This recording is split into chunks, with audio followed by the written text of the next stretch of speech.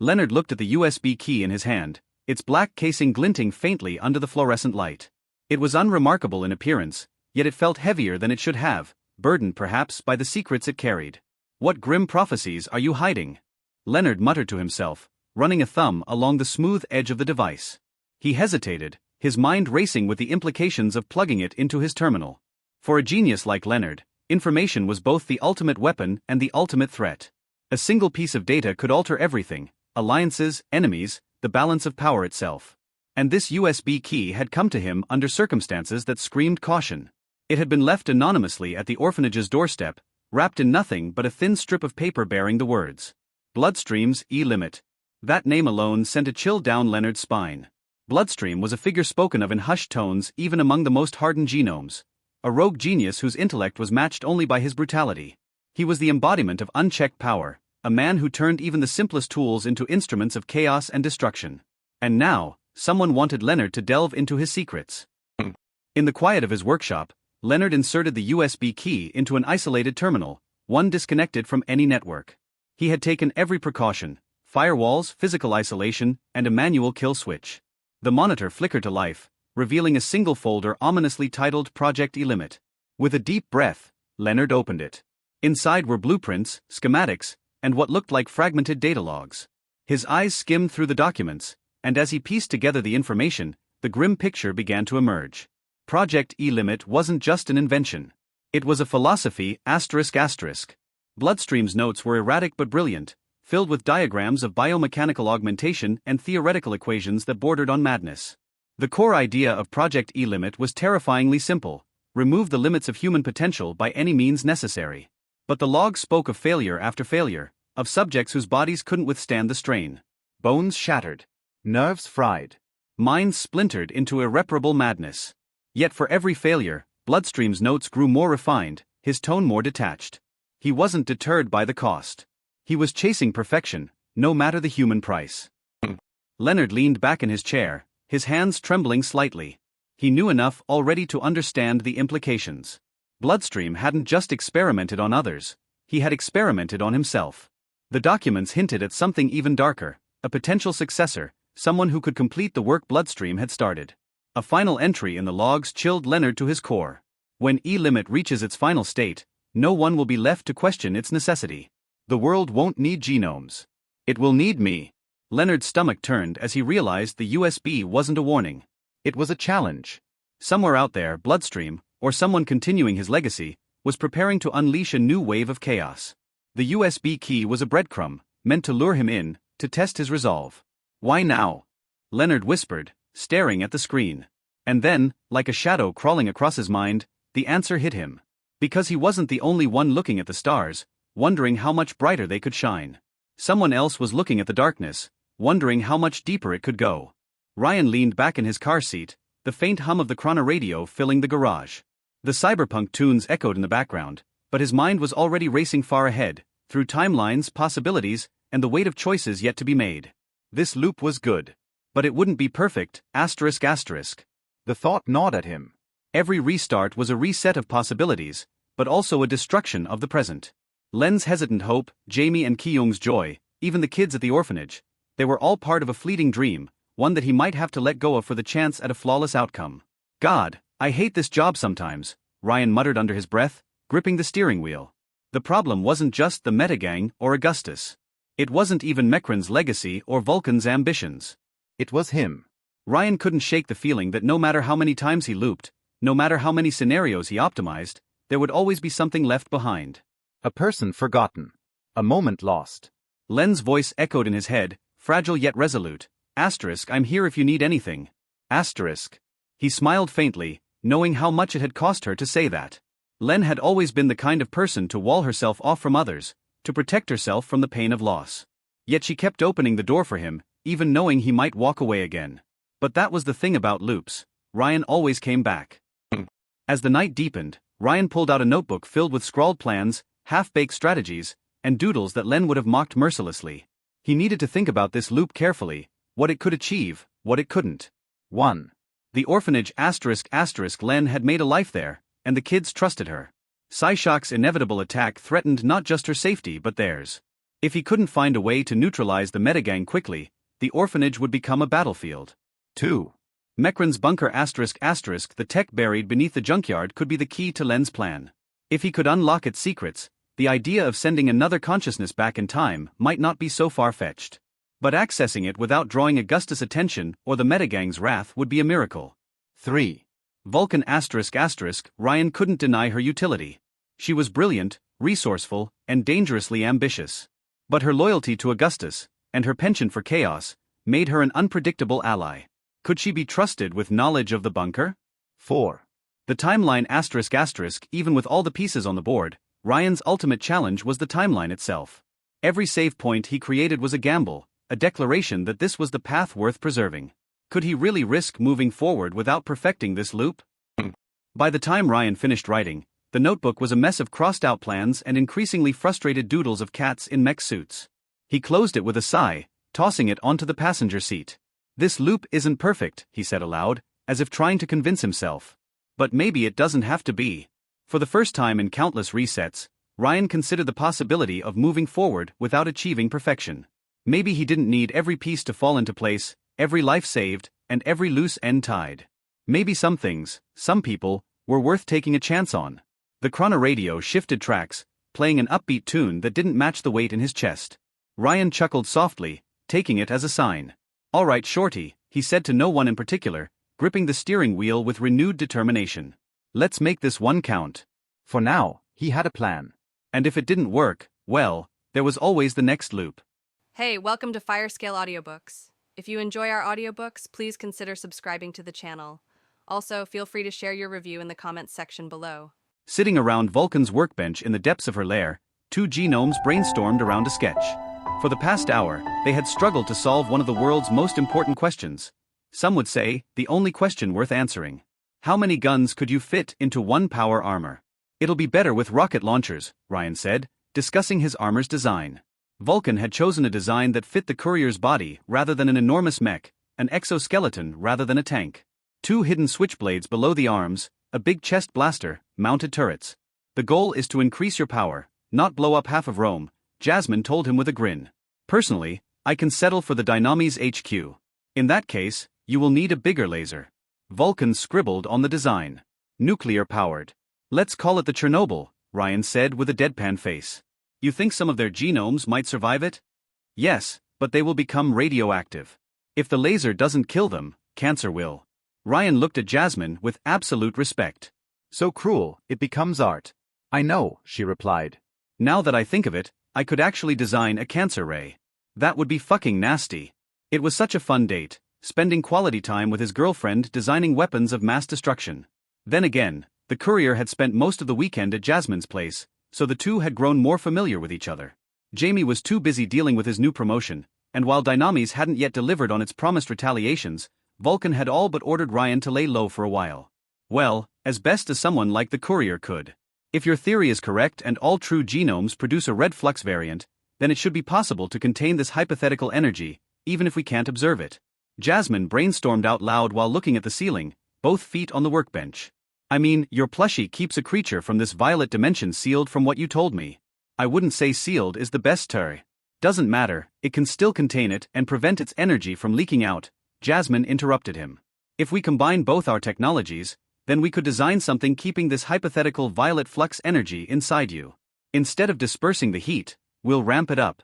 And in theory, this would increase the energy his power would be able to access." "I love it when you talk dirty. I'm so fucking excited about this, Ryan." Jasmine was trembling from impatience. Much like Len and all geniuses Ryan had met, she felt happiest when doing mad science. "We're going to discover the source of powers, change the whole world." "Scratch that, we'll own it." "If you could, would you change your power?" Ryan asked innocently. "Trade it for something else?" "Nah, I'm pretty glad to have mine. Hell, I wish I got it earlier, though I wonder how much my state of mind back then affected my power." Jasmine glanced at him strangely. "You?" Ryan sighed. "I dunno," he admitted.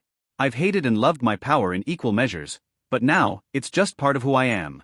I can't imagine myself without it." "I get it," Vulcan replied, though frowning. "You're a pretty private guy, you know that? Do you want to know my secret identity?" "You're asking me questions you don't want to ask yourself, and I don't like that," Jasmine replied.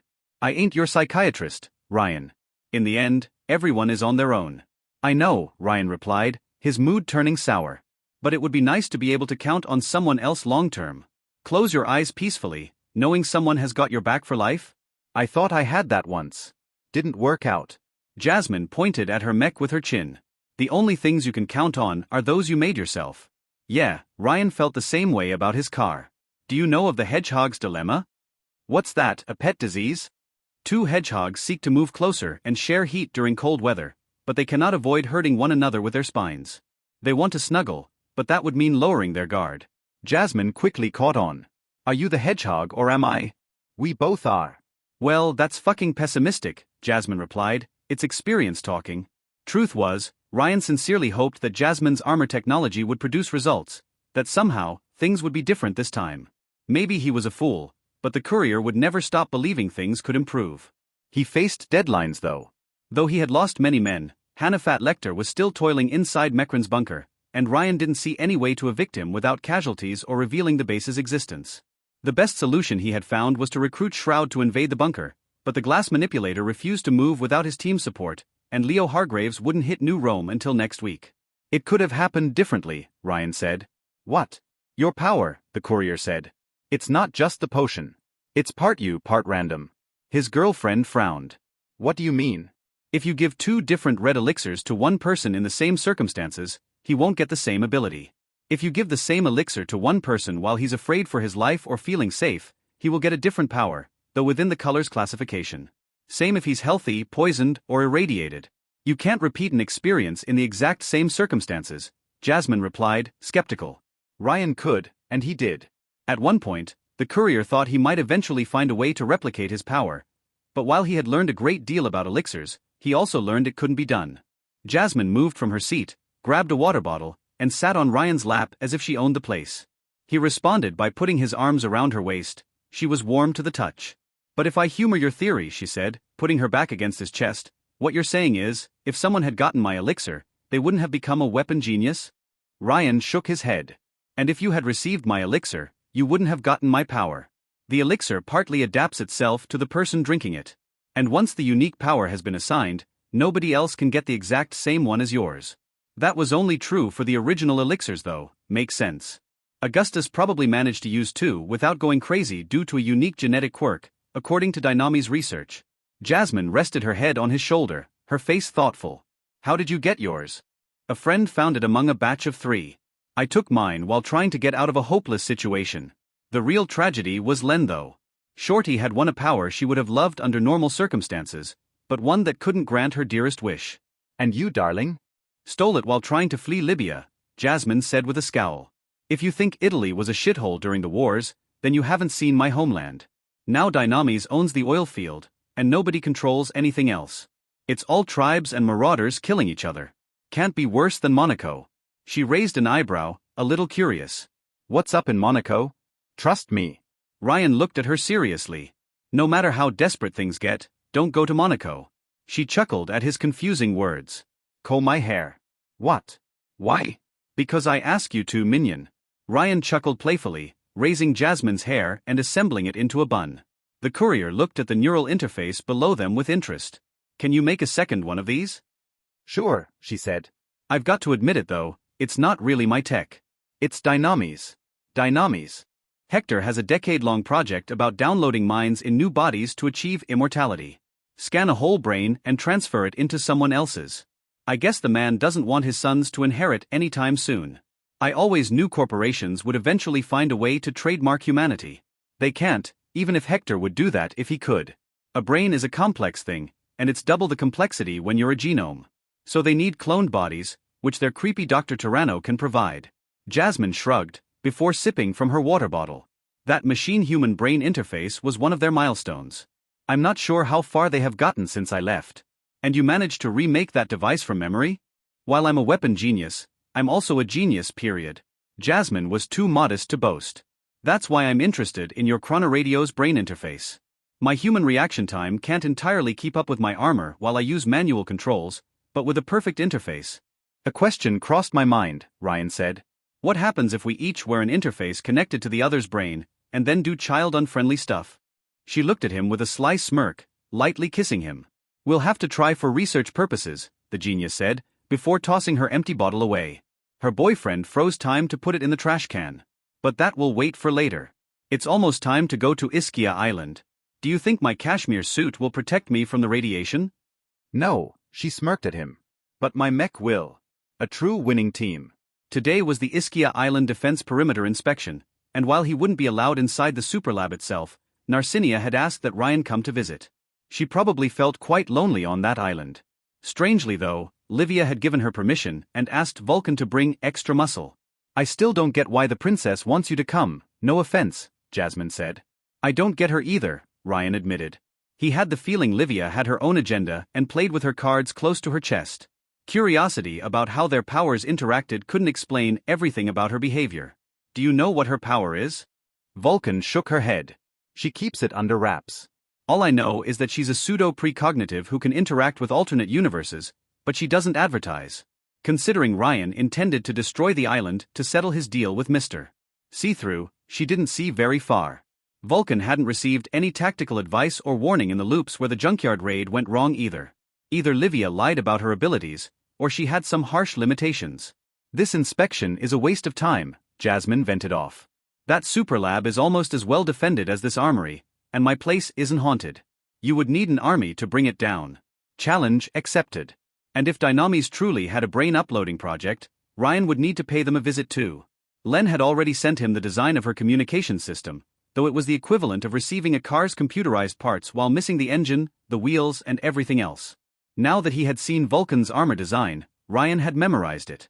If he could combine Len's tech with Jasmine's, hook it up with a chronoradio, and steal whatever BrainScan Dynamis had available, maybe he wouldn't be alone anymore. For the first time in a long while, Ryan felt hope. The island of Ischia used to be a paradise once. A beautiful resort in the middle of Naples Bay, where tourists from all of Europe came to enjoy its thermal sources and fresh air. Somewhere along the way, the fabled paradise had turned into a hellhole. Ryan didn't know why Mekran had bombed this island, but he had done a pretty good job of it.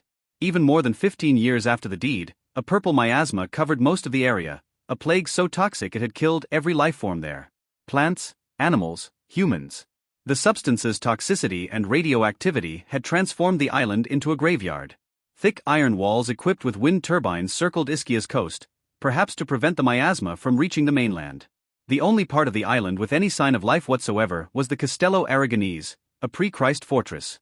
Built on a volcanic islet, the castle was connected to the island by a stone bridge, shattered yet never rebuilt.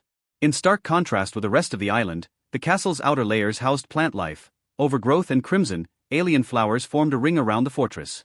Vulcan had spared no expense on the defenses either. Unmanned turrets covered the ancient stone walls, alongside automated anti-air defenses. Mooks in power armor kept watch over the facility, equipped with flamethrowers, miniguns and rocket launchers. Ryan would need to do a suicide run to get past the perimeter. The Castello Aragonese had seen many masters come and go since its construction, from the Romans to the Kingdom of Naples. But the Augusti were the first to turn it into a drug lab. After she landed her mech on the outer wall, unbothered by the defenses, Ryan stepped out of it. Much to his surprise, the air was breathable, probably thanks to the mutant plants surrounding the lab. He found Livia waiting nearby, looking at the Mediterranean Sea with longing. Sparrow and Mortimer acted as her bodyguards. Quick save, Vulcan, welcome, Livia politely greeted the newcomers, while Vulcan emerged from her suit. Armored soldiers immediately checked on Ryan, in case he had smuggled anything dangerous on the island. Well, more dangerous than usual. I appreciate your punctuality. We had to be in time for the group visit, Ryan deadpanned. The poor Mortimer didn't get any free candy at the end, Mortimer complained. I'm afraid you will not be allowed inside. Quick save, said Livia. The inner workings of this facility are top secret for all but our elite members. Instead, you will stay outside and assist the staff in case we are attacked. Can't I get a meth cook internship? The courier asked. No, but I'm sure Narcinia will show you the gardens when we are done, Livia replied, before speaking to an empty spot. Geist, please don't be shy. A freezing wind blew on the outer walls, while a yellow ectoplasmic skull the size of a house manifested above the group. A swirling vortex of colored dust and eldritch energies surrounded the leering apparition. Hi guys. But the ghost's small, casual voice was completely at odds with his sinister appearance. Nobody had reacted with shock either, perhaps because they lived in a world with far weirder things. Somebody call the Ghostbusters, Ryan said. We've got a ghost problem. I'm Francois, the enormous skull replied casually. Or Geist. I prefer Casper the Ghost, Ryan said, Jasmine chuckling. Also, your name is Francois, but you use a German nickname? You aren't one of these self-hating Frenchmen, right? I thought about using the Spectre, but James Bond got there first. Your whole existence has a lot of terrible implications, Vulcan said. Namely, it means there's a freaking afterlife. Personally, Ryan thought it was simply yellow elixirs being weird, but Casper seemed to agree with her. Heaven is all yellow and golden, though I only got a glimpse, the ghost said. I've been trying to get back in there, but so far the gates are barred. Hopefully, Father Torque will manage to exorcise me. Have you tried suicide? Ryan suggested. I know it's not very Catholic, but maybe you can possess a corpse and then kill yourself again? If you try often enough, maybe it will stick. I tried everything. Fire? Ropes? Nuclear detonation. The skull said nothing for a second. Haven't done the last one, he admitted. You won't, Livia said, her tone suddenly serious. I won't allow it. The worst death is fire though, Casper the Ghost argued, the skull shuddering. Cooked meat is so painful, it makes you a vegetarian. The rope is the best suicide method by far, Ryan said. It's painful, but if you do it the right way, it gets weirdly enjoyable. Takes a lot of trying to get the handle on it though. Only one suicide attempt out of 3 succeeds, Mortimer said with a morbid tone. I feel so bad for the other 2. Mortimer, don't encourage them, Sparrow chastised him. Geist, please be on the lookout for invaders, Livia declared, her voice silencing everyone. The odds aren't good today. I can perceive alternate realities from my point of view, but a lot of them have become dark lately. Dark as in, you switched out the lights? Jasmine deadpanned. Dark as in, I died in them. She said that with the same detachment as Quicksave himself. So fast I didn't see the cause. Well, that's ominous, Ryan said. I'll say it again, Vulcan brushed it off. Attacking this place is assisted suicide, princess. We will put that boast to the test. Livia smiled before looking at Quicksave. We will meet again later. Jasmine followed the Augusti princess and her bodyguards as they walked inside the facility, leaving Ryan and Casper outside. The courier looked at the sea, a simple question on his mind. How could he blow this island up? I win, Ryan said, resting on the flower garden in the outer wall shadow. Again? Geist complained, the ghost overseeing the game with a doubtful expression. Apparently, his phantom skull of a face could squint. It's impossible. How can I keep losing? Well, it was hard to catch someone capable of stopping time. In the end, the trip to Bliss Island had been a disappointment. Every time Ryan tried to visit a restricted area beyond the walls and the gardens, armored guards or Geist kindly asked him to turn back. Though he memorized the patrols and turrets' locations, the courier didn't see any way to get inside the facility without starting a fight and ending the current run. Eventually, he just settled into playing games with Geist in the plant garden outside the fortress, waiting for Vulcan and the others to finish their business. The ghost had happily played along, though he wasn't very good. Ryan had the feeling the suicidal spectre appreciated having some company. I really need a job as a drug cook, Ryan told Geist. Can't you haunt Cardinal Creep until he gives in? There's only one cook, and it's Ceres, Geist shrugged. The rest of the facility supports her work, and nothing else. Ryan figured as much. Narcinia's power made it easy for her to create new plants to harvest as raw material. Even this entire garden, capable of thriving in a toxic island, was probably her work. So if she retires, no more bliss? Sort of, Geist replied. Father Torque has enough flower strains to continue the work even if she's gone, though the quality will take a hit. You shouldn't say that out loud. Ryan didn't even move an inch, as Mortimer leaned over his shoulder, having phased out of the ground. Walls have ears. Do you want to play? The courier casually asked the bodyguard. It's funnier when there are 3 players, and the guards are humorless killjoys. You are no fun at all, the hitman said, disappointed that he couldn't startle Ryan no matter how hard he tried. Shouldn't you be inside? Geist asked, telekinetically crafting a chair out of nearby stones and dirt. Sparrow asked me to check on him, Mortimer said, glancing at Ryan while sitting on the makeshift chair. She was worried he might start a forest fire or something. That's demeaning, Ryan said. Sometimes I settle for nuclear winters. They make me want to glow in the dark, the hitman replied, looking at the game. What are you playing? Ryan showed Mortimer Bird Talus Bones. The hitman glanced at the bones, then at Casper the Ghost. Knucklebones, really? It's to stick with the ghost theme, the courier replied. Want to play? It's an old variant, a pure game of luck. Mortimer shrugged and grabbed some of the bones. We should play cards next, he said. Or use a Ouija board, Ryan suggested, glancing at Casper. Should be easy. How does it even work? Mortimer asked Geist, as he threw the bones with the force of his mind. You need to settle some unfinished business before moving on. Bite me, Casper the Ghost explained. I drank a yellow elixir on last Easter, but it didn't come with a manual. Hell, I thought I didn't get any power until Mekran's nanoplague turned my body to dust. I got the briefest glimpse of an afterlife, and then I was yanked back to that dumpster and bound to my mortal remains. And you can't leave the island? Mortimer asked, throwing his bones on the ground. Mortimer likes haunted houses. I could bury you in my garden. I can't go far, no, Geist lamented. My remains are all over the place now, so good luck putting it back together. Even cancel only goes as far as preventing me from manifesting, and Pluto's power needs someone to be alive in the first place. If you asked Ryan, besides that geographic limitation, Casper had hit the jackpot as far as yellow elixirs went. Unlimited ectoplasmic powers plus immortality? That was a life to die for.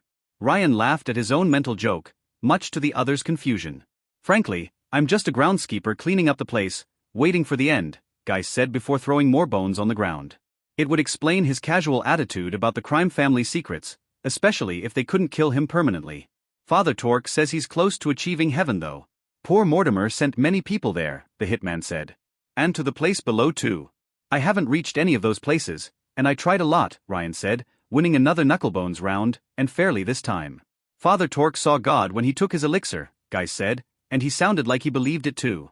He thinks a powerful psychotropic like bliss could replicate the effect and allow him to receive a divine revelation. Not sure if it will work, but a ghost can always hope. I hope Ceres can solve all the long-term health problems before he overdoses on bliss though, Ryan said. Especially the sterility thing. Though I guess it won't matter much to a priest. Sterility? Geist asked, a bit surprised. I know health safety isn't high among your priorities, but trust me, don't get high on your own product. Ryan had studied all drugs in death, for research purposes only. Among other side effects, bliss acts as a long-term endocrine disruptor, working on a genetic level. Genomes aren't affected much due to their enhanced metabolism, but everyone else more or less becomes sterile after 1 year. Oh that. Mortimer shrugged. I heard the rumor, but if you ask poor OL Mortimer, it's just Dynami's propaganda. They can't make a better product, so they denigrate ours. Ryan looked at the hitman, squinted, and then stopped time. When it resumed, the courier had grabbed Mortimer's mask and looked beneath. His true face looked a lot like Lawrence Fishburne's. Same receding hairline, same soft features, same Morpheus glare. Hey, my secret identity. Mortimer complained while grabbing back his skull mask. You aren't even old. Ryan complained, extremely disappointed. He must have been in his early 40s at worst. You're 30 years early to be such a downer. Poor Mortimer is old inside, the hitman replied, putting back the mask. He's an old soul. More like an emo teen soul in an adult's body. Before Ryan could mock the hitman further, his phone rang inside his coat. The courier grabbed it but didn't recognize the number. Quick save deliveries, what can I do for you? He asked while taking the call. Riri. Shorty. Wait, Len had a phone? Is that your gumma? Mortimer asked mockingly, still sore about the mask part. Vulcan won't be happy about that. Ryan threw the bones at Mortimer's face while walking away, and they bounced off the cackling hitman's mask. Maybe his intangibility only worked through inorganic matter. I couldn't contact you on the chronoradio, Len said. Her voice was tense, alarmed, and Ryan could hear the children talking in the background. You are on Ischia Island? The only habitable part of it, he replied, leaning against the outer wall. You know Vulcan can probably record our conversations? Everything you say will be held against you before in a court of law. I couldn't wait, she said, clearly in no mood for jokes. My radars picked tremors coming from Rust Town, and multiple flying objects moving towards Ischia Island. Oh? Were the meta climbing out of their hole? Ryan wasn't sure if this was good or bad news. Before he could ask for details, someone else called him. Once again, the courier didn't recognize the number. Excuse me, Shorty, I will be back in a minute, Ryan said before switching calls. Quick save deliveries, what can I do for you? Pay for 4 explosions, and the 5th one is free. You owe me a suit, Romano. Blackthorn. I hope you appreciate that everything that happens now, will be on your head, Ryan said at the same time as his caller. You think this is a game?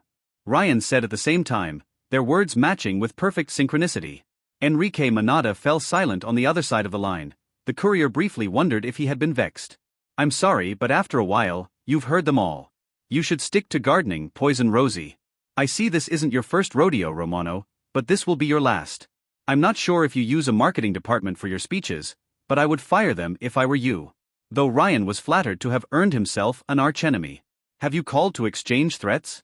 Perhaps challenge me to a duel to restore your lost honor." "Nothing so old-fashioned," the corporate mastermind replied, considering his next words. "In truth, I wanted to thank you. You succeeded where I failed for years." That was a new one. "Looking fabulous?" "You people mistake pragmatism for weakness," Enrique said, ignoring Ryan's jab. "You think that because we let you be for so long, that we are prey. You're wrong. We simply know that war is bad for business.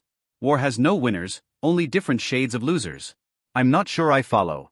"My father is a pragmatic man," Enrique explained. "He believes we can have a détente with your boss, but my brother and I know better. You Augusti aren't a state or corporation we can coexist with. You are feudal warlords who only understand strength. And after you dared to attack our HQ, Don Hector finally decided to speak your language. Consider what's about to follow, a friendly reminder not to overstep again." Well, that was ominous. Is this about the suit? Or revenge for the public humiliation? "No, Romano, this goes beyond that." Blackthorn's composure broke slightly, and his true feelings poured through the corporate mask. "We have struggled for years to rebuild a functioning society.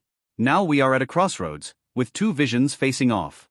The one that prevails will dictate what new world emerges from the Earth's ashes, and I cannot in good conscience let Augustus become humanity's future." To be honest, he had a point.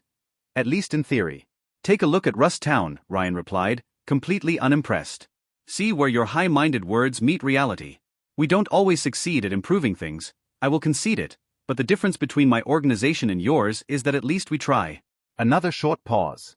"Have you heard of Giorgio Rosa, Romano?" Giorgio Rosa, the Republic of Rose Island? That crazy guy who built an oil platform in the Middle Sea and called it an independent nation? "You are a man of culture," Enrique said, his tone switching from icy to extremely pleased. "I assume you also remember what happened to his rogue island?" Ryan frowned before looking at the sea. Black spots appeared in the skies, flying under the sun towards the island. It was sunk by the Italian government? Blackthorn hung up on him. Ryan switched back to Len. "Riri? What's happening?" "Say whatever you want about Dynamis," Ryan said, a strident alarm echoing across Ischia Island as the spots started taking shape.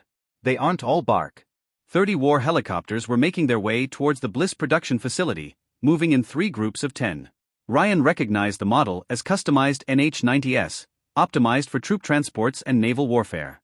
They probably transported 300 soldiers, perhaps more. "That's a lot of mooks," Ryan observed. It reminded him of the Rust Town raid, except he was on the receiving end this time. "I'm coming," Len said, before abruptly ending the call. Ryan slowly put the cell phone back in its pocket, while Geist looked up at the skies. Besides the helicopters, a few genomes followed the assault team by flight. Besides the usual suspect Wyvern, who hadn't transformed yet, Ryan noticed a man wearing a fabulous hawk-like costume made of crimson and green feathers. The very wind seemed to carry him above the ground, with a small tornado forming around his waist. A red-skinned, muscled Amazon followed, unleashing streams of flames from her feet to propel herself up.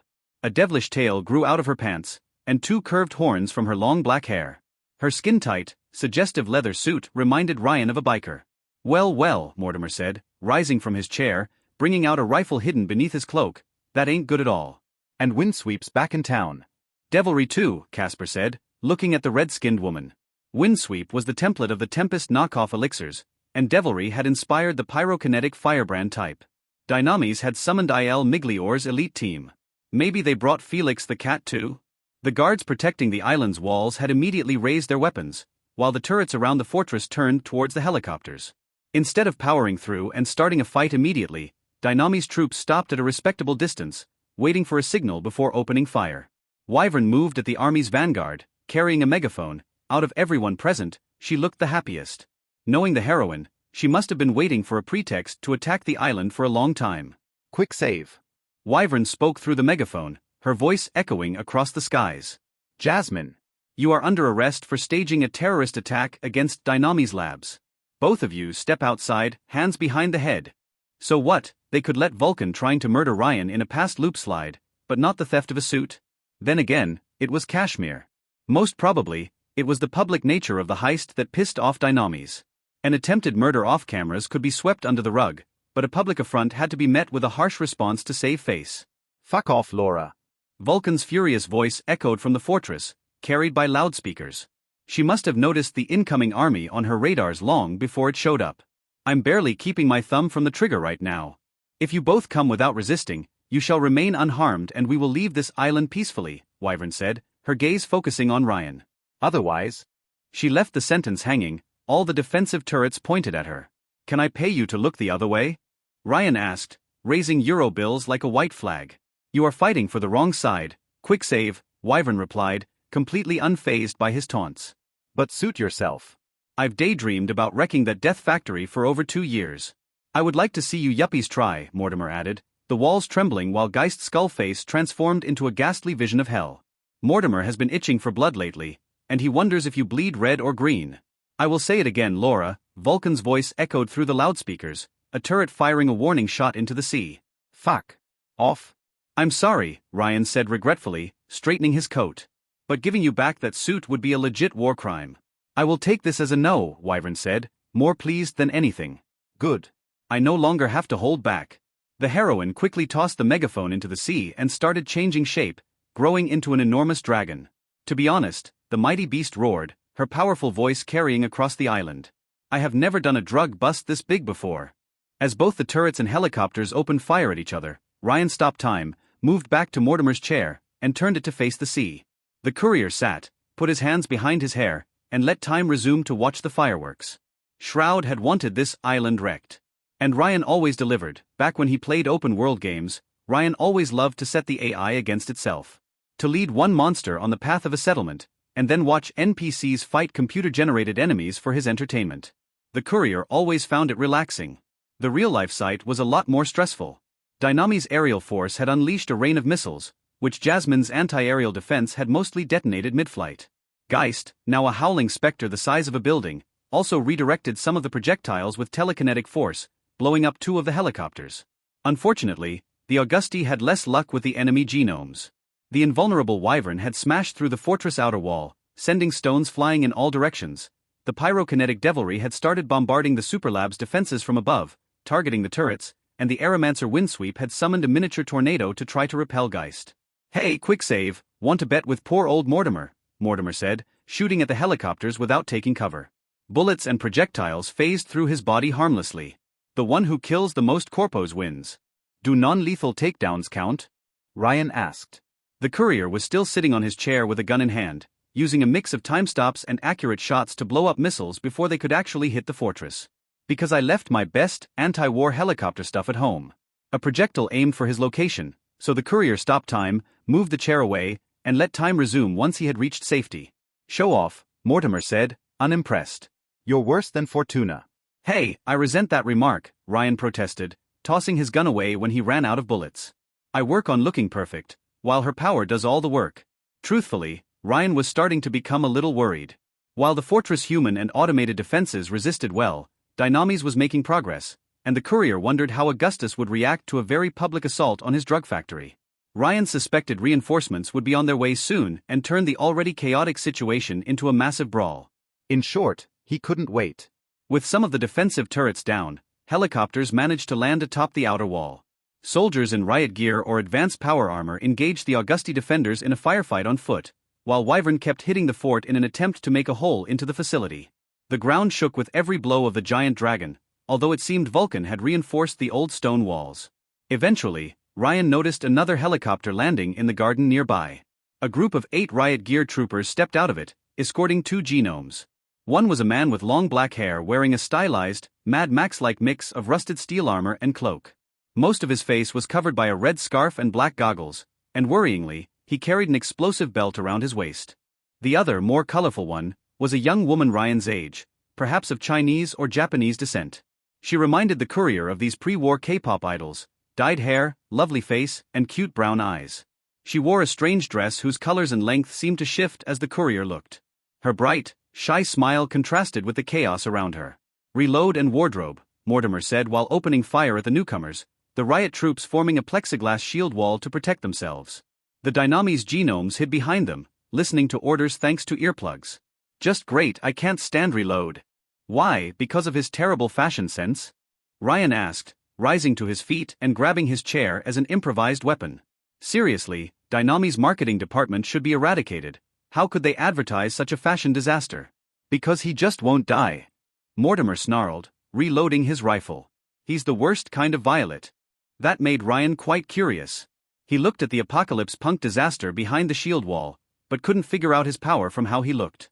Last warning, Romano, one of the troopers said, readying his own firearm behind the shield wall. Surrender now, or we open fire back. We're allowed to use lethal force. Didn't anyone tell you I'm immortal? Ryan shouted back, raising his chair threateningly while explosions resonated in the background. I'll come back to haunt you. Oh, you're a yellow too? Wardrobe asked from behind the wall, more curious than anything. He's distracted, shoot him, one of the troopers shouted, pointing a rifle over the plexiglass wall. Mortimer immediately opened fire, disarming the man with a well-placed bullet while Ryan threw the chair at the corporate police. The projectile bounced off the shields, while Wardrobe's clothes literally changed shape. Her strange dress transformed into a wolf mascot suit, and she leaped over the garden with the strength and agility of a werewolf. Ryan had to stop time to prevent her from pouncing on him like a mouse, using the brief time window to put the Fisty Brothers on. Oh my, here I go dying again. Reload said gregariously, as he leaped over the trooper's shield wall, and rushed at Mortimer's cover like a suicide bomber. In a scene straight out of an action movie, the hitman shot the hero in the chest, but he continued his charge. Reload jumped at Mortimer, who quickly phased through the ground below. The hero's belt detonated and blew Mortimer's stone cover to smithereens. Ryan sensed a vague, familiar sensation at the back of his skull. At first, he thought it was acid rain's doing, until Reload's body reformed at the spot where he died in a flash of violet light, completely unharmed. His intact suicide belt was still around his waist. You copycat, I was wearing suicide belts before they went mainstream. Ryan pointed an accusing finger at Reload, running in circles to escape Wardrobe's claws. If you stop time, I'll sue. Why didn't Dynamis call him Time Lord? When Mortimer didn't reappear, the troopers turned to Ryan and started providing Wardrobe with suppressing fire. The happy courier stopped the clock to avoid the bullets and closed the gap with the mooks, punching the closest one with Fisty when time resumed. Much like the cannon fodder they went down in one hit. While her boyfriend was busy brawling with the troopers, a fully armored Vulcan emerged from the fortress, tackling Wyvern rugby style. The mech pushed the surprised dragon back against Ischia Island's reefs, the transformed hero responding by unleashing a stream of aurora-like light with her maw. Crimson beams came out of the fortress to shoot the helicopters, probably Sparrow's doing. As Ryan single-handedly demolished the trooper corp and Wardrobe remained at a distance, trying to figure out her approach, Reload entered the melee. He looked under his armor and brought out a tiny metal rod. A sword of violet light came out. Ryan interrupted his one-sided beating of a trooper to look at the divine weapon, mesmerized by its perfection, a pure, timeless design, and the purest shade of violet he had ever seen. It would match his suit perfectly. It was love at first sight. Ryan instantly activated his power, stole the blade, and kicked Reload in the frozen time. When time resumed and the hero fell on his back among the flowers, Ryan raised his trophy up to the skies. It was as weightless as a feather, but much to his disappointment, it made no sound. SCHVRMMMM, the courier said, trying to imitate a real lightsaber's noise. SCHVRMMMMM. He would never let it go. Hey, my laser blade. Reload complained, rising back to his feet while Ryan returned to beating on the troopers. A lightsaber. Ryan shouted back at this ignorant fool, absent-mindedly slicing a Dynamis mook's shield and rifle with it like butter. Search your feelings.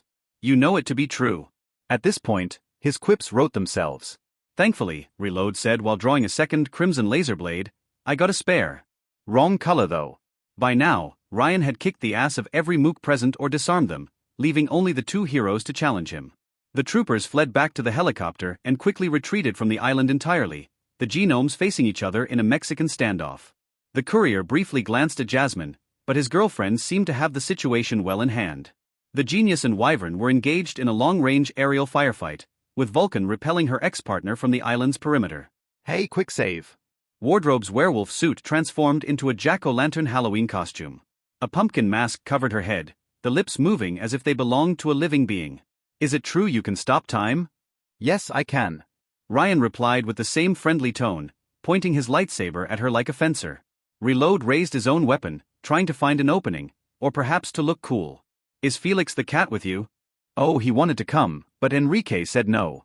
Wardrobe replied, manifesting a yellow facsimile of a fiery lantern in her hands and throwing it at Ryan like a stone. I'm Wardrobe, by the way. Nice to meet you. Well, She took the battle as seriously as Ryan himself did. A shame they were fighting on opposing sides. The courier was pretty sure they would get along great.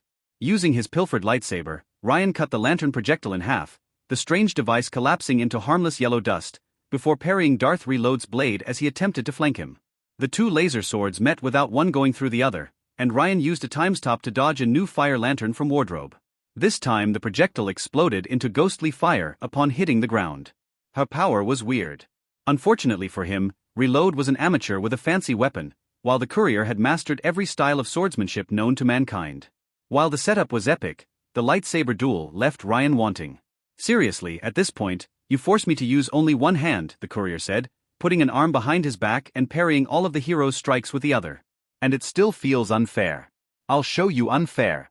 Infuriated by the taunt, Reload attempted to detonate his suicide belt, but Ryan used his time-stop to move out of range.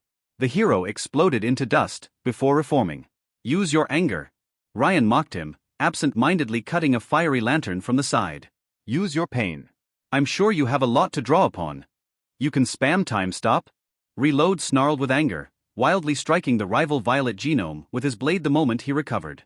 His poor attempt at breaking past Ryan's defense didn't work, but it only frustrated him further. You overpowered cheat. Unlimited power. Ryan replied. With a swift move, the courier cut the hero's arm off, only for it to reattach itself to the body. Limited time rewind, except applied to the body and objects in close contact. He refused to go down, no matter the amount of failed tries. Ryan felt some spiritual kinship for this guy. Not enough to take him seriously, of course, but he would probably invite him for a drink once the dust had settled. Why don't you transform into Supergirl though? Ryan asked Wardrobe while dodging a strike from Reload. He stopped time, grabbed the hero by his scarf with his free hand, and used the momentum to throw him at his teammate. You could wrap up this battle in seconds if you did. I can't, that's copyrighted content, the yellow genome replied as time resumed, her costume transforming into a bedsheet. Reload went through her body as if she wasn't even there. I can only use public domain stuff. What intellectual property is your kryptonite? Ryan asked, immensely disappointed. How does that even work? I don't make my powers rules, alright? Wardrobe replied with a scowl, wounded by his comment. Her costume changed once more into that of a witch, and she shot a lightning bolt at Ryan with her fingertips. Sorry, Ryan told Wardrobe, blocking the lightning with his beam saber, Star Wars style. Honestly, I would totally hit on you under normal circumstances. You're completely my type, but I have an exclusive contract right now. Oh thanks, but I have an exclusive contract too, she said cheerfully while Reload rose back up. If anything, Ryan admired his perseverance. Do you want to be my archenemy?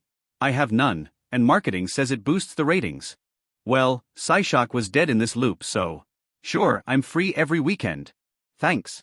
Wardrobe's costume changed again, this time turning into a mummy cosplay.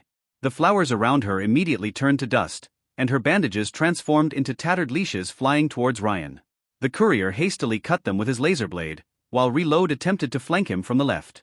It confused Ryan why Wardrobe didn't change into another genome, or stick to one form instead of switching constantly. Perhaps it was her fighting style, or her ability, however versatile, had a time limit. Still, it was one of the best fights he had since he arrived in New Rome. Completely worth the trip. His power is completely busted. Reload complained, as Ryan briefly stopped time to dodge one of his strikes. Wardrobe, you got anything that can resist it? I think I do, but Enrique won't like it, she replied, her costume shifted. Ryan stopped moving, observing the scene unfolding. Wardrobe's costume transformed into the guise of an ancient Greek god, including a toga, sandals, and a laurel crown of gold. The costume seemed to cover her skin, turning it into an unnatural shade of white. It made her look like an ivory statue of shit. Ryan immediately stopped time, turning the world purple. All movement, all noise stopped. The raging battle in the background became nothing more than a prop, a moment frozen in time. Oh, so that's how it looks, Wardrobe said, looking around in amazement at her frozen teammate. Her fingers shone with yellow electricity, almost golden. It's so pretty. Chitter had warned him in a past loop, but he hadn't listened. Shit. Ryan shouted while Wardrobe blasted him with a lightning bolt inside the frozen time. The blast hit him in the chest, propelling him backward.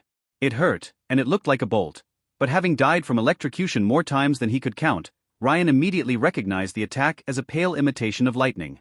The real thing would have killed him on the spot, but this yellow imitation only inflicted minor damage, it ran on movie logic rather than real thunderbolts. Ryan ended his unwilling flight at the edge of the garden, where the flowers reached the Mediterranean seawater. Time resumed, Reload immediately shouting in happiness. It worked. I can't hold it, Wardrobe said, her clothes shifting uncontrollably. 1 second, she was dressed like Augustus, and the next, she wore a Tyrannosaur mascot costume. Damn it, the persona isn't stable enough. At least she can't use the original's full power, Ryan thought, as he rose back to his feet. Or else he would have been vaporized.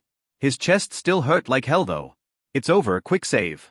Wardrobe said with a smirk as she embraced her new saurian form, while Ryan stood tall once more, lightsaber in hand. We have the high ground. Ryan wanted to groan, but her delivery was just perfect. Though they had underestimated the power of friendship. Ryan sensed something emerging from the waters behind him, the clinks and clanks of heavy robotic armor stepping on the land music to his ears. Dynami's heroes blinked in surprise, before taking a torrent of pressurized water to the face. Ryan looked over his shoulder, as his oldest friend moved to his side, her water weapon unleashing everything it had at the Il Miglior duo. Shorty. Sorry. Len pleaded, her voice distorted by her underwater armor. I came as fast as I could. She maintained the water pressure, but much to Ryan's astonishment, the liquid started splitting into 2 halves. Wardrobe and Reload stood unharmed in the middle, the yellow genome's costume having once more changed to some sort of wizened old man cosplay, Whitebeard included. You can even copy Moses? Ryan asked his newfound rival, astonished by her power's sheer flexibility. What else, you can dress as Jesus Christ and turn water to wine. I do that at parties sometimes, she replied, while Len stopped using her water pumps. The duo watched the other for a few seconds, trying to think of a way out. A series of explosions interrupted the standoff though, as a Dynami's helicopter crashed nearby in the garden, going down in flames and setting the flowers ablaze. Ryan looked at the Mediterranean Sea. Colossal water arms the size of skyscrapers had sprouted from the waves, pursuing the helicopters like snakes. Devilry stopped bombarding the fort to focus on these strange phenomenons, blasting the water tentacles with mighty fireballs. Yet, even as they turned to steam from the heat, more appendages rose from the waters in an attempt to crush the flyer. Far away, Ryan noticed multiple jet skis making their way towards the island. Among the drivers, he recognized a few familiar faces, such as Greta. Reinforcements. Meanwhile, Wyvern and Vulcan had become spots in the skies, the duo continuing their battle above the clouds far out of sight. And though the outer wall had mostly crumbled from the bombardment, the Augustes fortress remained mostly intact. Geist shielded the hole Wyvern had made in the structure, telekinetically raising stones in an attempt to cover it back up. Neptune, Reload said while looking at the watery arms, before turning to his teammate. Wardrobe, bring out the apocalypse suit. But it's too dangerous. Wardrobe protested. If you don't use it, he will sink us all. Wardrobe inhaled, her costume shifting while Ryan and Len prepared to make their final stand back to back. The sound of a gunshot echoed across the battlefield, and Wardrobe collapsed. For a second, time seemed to freeze, and Ryan had nothing to do with it. The heroine's body hit the ground while a shocked Reload watched, a figure having phased out of the ground right behind them. Good grief, Mortimer said without any remorse, the tip of his rifle still fuming. Looks like Mortimer won the bet. Well, Ryan had to admit it. No matter how savage the attack, it had been a perfect sneak headshot. Wardrobe probably didn't feel any pain. Wardrobe. Reload shouted in panic, dropping everything to try and treat his teammate's wound.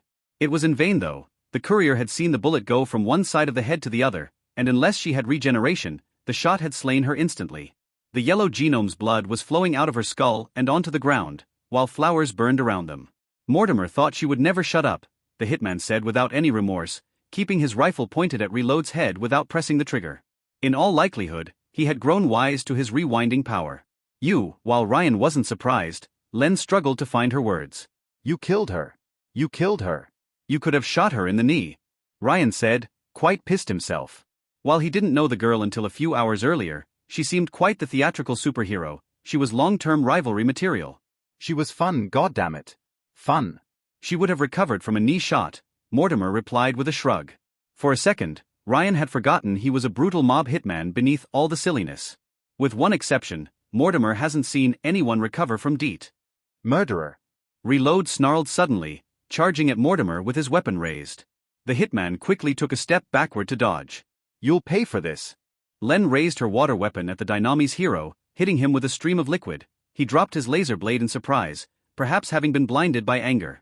Instead of propelling Reload backward though or cutting him in half, The water shifted around the hero and formed a dense, 3 meters wide bubble around his body.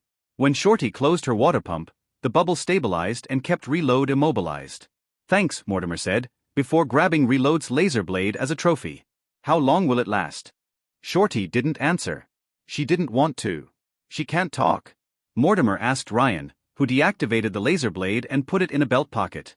"Yes, she can, but not to you," the courier said. "Also, you're a jackass." "Hey, she was a corpo, why do you care?" "She was my new archenemy, Mortimer," Ryan said, raising a finger at the man's mask. "You don't kill a man's archenemy. It's like stealing his wife." "Oh, really?" "Sorry, poor old Mortimer is quite the lady killer."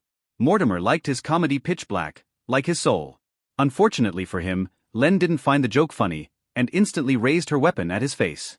"Hey, calm down," the hitman protested, pointing his rifle back at Shorty. "What's up with you?"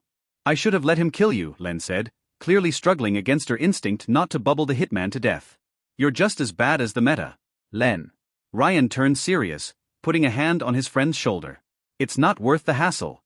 If she attacked him, then they would have the entire Augusti family after them. Ryan could handle them, but Len didn't need that trouble right now." The aquatic genius remained still for a few seconds, before lowering her weapon. "Anyway, you're the underdiver, right?" Mortimer asked while appraising Len warily. Unlike her, he hadn't lowered his rifle. "Miss Livia said you were in charge of the evacuation effort." "I called bathyspheres already," Len finally spoke up, her tone icy. "Vulcan must have paid her to keep a few in standby as escape pods." "Good, I was in charge of clearing the way and then getting our VIPs out," Mortimer said, slowly sinking back into the ground. "I will be back soon." "You want to evacuate?" Ryan asked, pointing at Neptune repelling Dynami's air forces. "We're sort of winning." "Bite me, Miss Livia's orders," Mortimer said while disappearing, "and you don't argue with the money."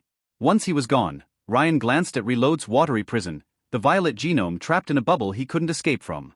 His power restored him to his physical prime whenever he ran out of breath but never granted him the strength to escape. "Does it pop out if I stick a nail in it?" "That's all you have to say, Riri?" Len looked at Wardrobe's body, and though Ryan couldn't see the face beneath her helmet, he didn't have to be a precog to sense his friend's sorrow. "He murdered her." "Yeah," Ryan moved towards Wardrobe's body, closing the eyes. "She deserved at least as much." "That happens. She wasn't a meta, Riri. She didn't even use lethal force on you. How can you be so casual about it?" "I told you," Ryan replied with a sigh. "You get used to everything." "That's the saddest thing I heard you say yet," Len said. "Riri, you can't become numb to this. If you let it stick to you, it just gets overwhelming after a while." She had no good answer to this. I'm doing this for you, Riri. To pay you back. But that's it. When this is over, I'm done with these drug dealers." "Yeah." It reminded Ryan of that previous loop where he watched Jamie and Co. all perish before him. "I can make it right," he said, almost absent-mindedly. "It's just temporary." "At what cost?" Len asked him, shaking her helmet. Don't what, save people?" "You don't owe these people anything. That mindset of yours, it's destroying you," she protested, before looking at Wardrobe's remains. "I tried to save everyone who deserved to, but I couldn't. I could only help a few. But the difference between them was, Ryan could save everyone who deserved it. If he tried enough times." Len must have telepathy because she seemed to have guessed his trail of thoughts. "When this is over, let's go away." "Away from what?" "Away from this cursed city," she said, all but pleading. "It will destroy us both. Maybe even kill us." "Wait, Shorty, does that mean you want me back in your life after all?" Ryan teased her. "No more radio exchanges?" She remained silent for a moment, with the courier wondering if he had been too bold, too soon. "Yes," Len finally said, after some hesitations. It won't be easy, but yes. I don't think I ever wanted you out of my life." Ryan remained silent, as his oldest friend struggled to find her words. "I don't think I would have checked up on you for years, if it was truly over between us," Len admitted, flinching as an explosion echoed nearby. Neptune had knocked out one of the last helicopters from the skies. "I'm sorry. I'm not good at this." It's okay." They would have time to get comfortable in each other's presence once again. "If anything, this loop had been worth it just to reach this point. It means the world to me, but you know I can't go right now." "What about Rust Town?" Ryan needed to use vaguer terms, in case anyone listened. "Tremors," Len said. "I think they are digging below it." Ryan had seen enough bad endings through his long life to tell where this was going. He grabbed his phone and tried to call Vulcan, unable to see her in the skies. Jazz? Jasmine? Nothing but static. Shorty, do you have good phone coverage? Someone is scrambling vocal communications, Len said, while 5 bathyspheres emerged from the seawater nearby, their doors opening automatically. Dynamis, I think. As if on cue, Mortimer emerged from the ground, holding both Livia and Narcinia with his naked hands. It seemed he could apply his intangibility to others as long as they remained in physical contact. While Narcinia was clearly shaken, folding her arms and looking at the ground the second Mortimer released her, Livia managed to keep her composure. At least, until she noticed Wardrobe's remains. You killed her, Mortimer?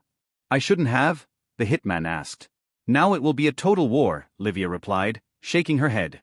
Hector cannot back down after this. Maybe that's why. Maybe it's the spark. My garden, Narcinia lamented, looking at flames consuming her flowers. I wanted to show it to everyone. You will make another, Livia told the younger girl, before barking orders at Len. Underdiver, we start evacuating immediately. Mortimer, you will go back inside, bring Bacchus and Sparrow. Should we evacuate at all? Mortimer asked, glancing at the fortress behind them. Geist had managed to close the hole, and the Dynamis genomes seemed to have started bailing out. I mean, it's crappy, but it's our turf. I keep dying, Livia replied, a look of brief concern breaking through her tranquil expression. My alternate selves. Their life is snuffed out in an instant, and I can barely see the cause. I assume Dynamis has a secret weapon, and they will likely unleash it on the island. Perhaps a nuke. Len looked at Ryan. Not me, he protested, before adding a caveat, this time. Mortimer immediately phased through the ground once more, while Len assigned a bathysphere to everyone. Riri, you go first, she said, all but shoving him inside. Riri. Narcinia frowned at Len. Are you too? It's complicated, Ryan said, sitting inside the bathysphere. It was a larger variant of the one Shorty used for delivery runs, optimized to hold multiple people inside. He sat on a crimson, semicircular bench, and immediately noticed seat belts. The bathysphere was equipped with multiple screens and buttons and even included what appeared to be an infirmary stock for emergencies. I'm disappointed by the absence of sickles and hammers. Narcinia, move in, Livia said with a rush, pushing the younger girl to move inside. The Augusti princess stopped midway, a strained frown on her face. I don't understand. Livia? Narcinia asked, stopping with one foot inside the bathysphere and another out. Livia, you're all right? I don't get it, the Augusti princess said. It's all bright and then dark. Livia suddenly took a step back, a sharp translucent blade grazing her cheek and drawing blood. Narcinia let out a scream as an invisible force pulled her backward and out of the bathysphere. Almost on instinct, Ryan froze time and peeked outside the bathysphere. Narcinia floated 6 meters above the ground, held by an invisible force. Ryan could see the hint of a hand covering her mouth, and he immediately guessed who was responsible. He had probably stalked the courier and watched the battle from afar, waiting for an opportunity to strike. When time resumed, Len raised her water weapon at the skies, trying to locate the invisible genome. Glass shards emerged from the sea, surrounding the group and bathyspheres like a flock of flying knives. So it's true. A voice came out of nowhere, but Ryan instantly recognized it as Shroud's. Assassination attempts will always fail. Did Felix send you, Matthias? Livia asked, her face unreadable while she looked up at Narcinia. Clearly, she could see Mr. Windshield perfectly fine. You appear together a lot when I look at you. Let's just say we share a few moral sensibilities, especially as far as fighting vermin is concerned. Shroud dropped the invisibility, carrying Narcinia above the ground while keeping a hand on her mouth. If she couldn't draw blood, the green genome couldn't use her ability. A power that could have helped the world, as her mother wished, and your father uses it to poison innocent people. You disgust me. Livia's iron glare faltered briefly, a brief look of remorse flashing on her face. Start by giving me back my mother, the Augusti princess said as she regained her composure, her face harshening again. Then we will talk about morality. Now tell your master to show himself. Leo isn't here, Shroud replied, glass shards threateningly raised at everyone present, Ryan included. Though the carnival assassin and handsome courier worked on the same team, he seemed determined to pretend otherwise. But he will settle the score. Lies, Livia replied, her frown deepening. If it's not Hargraves, then... Did the skies clear up lately? The sun seemed to shine brighter for a second. Ryan raised his eyes at the heavens, watching in amazement as a pillar of bright light fell from the skies, like judgment from above. He almost didn't notice Len's hand pushing him back into the bathysphere on instinct, while Livia looked at the skies with panic. Ryan felt something in the back of his skull, and Fishes looked at him from outside the window. Ryan blinked, glancing around in confusion. He was sitting alone on the bathysphere's bench, seatbelt on and laser blade deactivated. The escape pod had clearly fled under the sea, and all he could see through the porthole were dark waters and swimming sea animals. His enhanced sense of timing told Ryan time had moved forward without him noticing, but he couldn't explain why. Livia's doing? He didn't know her power's limits, but this feeling. It reminded him of acid rain triggering her power. A violet power, not a blue. Wait. Vulcan said that Augustus gained 2 powers with no side effects through a genetic quirk. How could they know that? Unless. Questions for later. Shorty. Ryan asked, trying to make sense out of the bathysphere's buttons. Len? Len? Len, answer me. Warning, fallback point compromised. Len's pre-recorded message came out of the intercom. Bathysphere rerouted to Rust Town. Please sit until the door opens. No answer.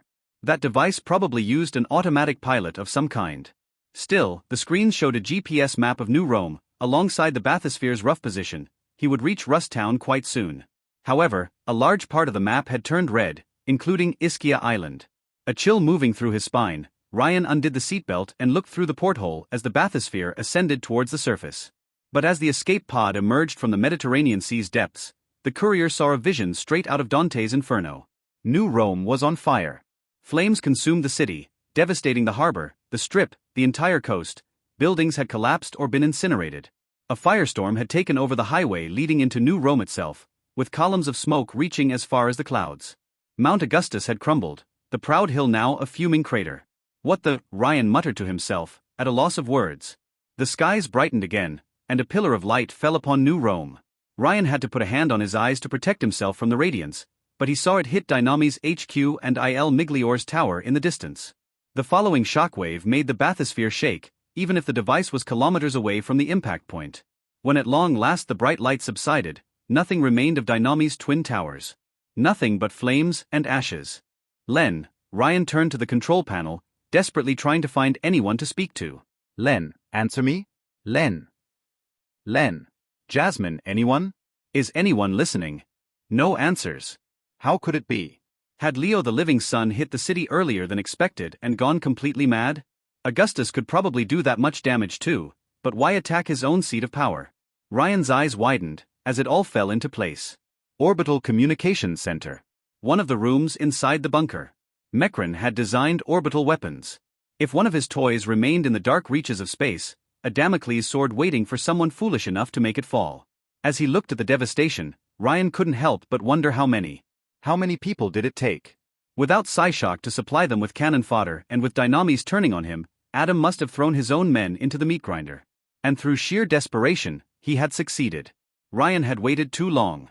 The meta had unlocked Mekran's bunker. When the bathysphere reached the shore, it stopped at the only place which the metagang hadn't opened fire on yet, their own turf. Ryan walked the streets of Rust Town, people fleeing the neighborhood in panic on the other side of the road. The toxic atmosphere, already terrible, was now saturated with smoke and ashes. Without his mask on, the courier might have coughed every minute. The locals were so terrified of the orbital bombardment that they trampled on other people while trying to escape. Another pillar of light hit New Rome south, illuminating the skies and causing a mini earthquake. A building crumbled at Ryan's left, forcing him to use a time stop to avoid falling stones and glass shards. He kept going through the chaos until he reached his destination. The junkyard. Before going to this cursed place, the courier had tried to contact, well, everyone. But he received no answer but static when he used his phone. Either the orbital laser had damaged underground cables and other methods of communications, or there was nobody left to answer him. And when he had looked at Ischia Island from the coast, Ryan only saw flames and smoke. Ryan had seen the worst hells the post-apocalyptic Earth had to offer across his travels. Irradiated cities, mutant-infested ruins, Monaco, and stuff straight out of H.R. Geiger's worst nightmares. But none had hit him as hard as New Rome's current state. The courier had found his bad ending, and it was all his fault. He shouldn't have waited for Leo's carnival to arrive in town, nor left the bunker in the meta's hands. Even Augustus would have been more responsible than Adam with this technology. The courier might not have pulled the trigger, but he left the gun for anyone to find. Ryan was alone now, just like when he lost Len the first time. Except for all he knew, she probably died on that island. Died saving him. He would have to go back in time. He couldn't continue after this. All Ryan could do now was clean up the trash. As he walked inside the junkyard's ruins, Ryan started to hear music. An indie rock tune, sung by none other than Big Fat Adam himself. Only rats watched as the courier made his way through molten trash hills. In preparation for the confrontation, Ryan had rigged a bomb hidden beneath his suit alongside his other ultimate weapon, to explode on command. It would make him reload should Adam have one last trick up his sleeve. Thankfully, he always kept a dose of rampage on himself, and so juiced himself up for the big finish. One way or another, this run would end soon. The scene that awaited the time traveler at the junkyard center was almost surreal, even by his standards. A mighty, technologically advanced communication tower had sprung from the ground, close to the bunker's entrance. The device reminded Ryan of a black obelisk, albeit one covered with antennas pointed at the sky. And the Metagang were partying in its shadow. They had cleared the trash around it to form a wide area of ground on which to stand, half the size of a soccer field.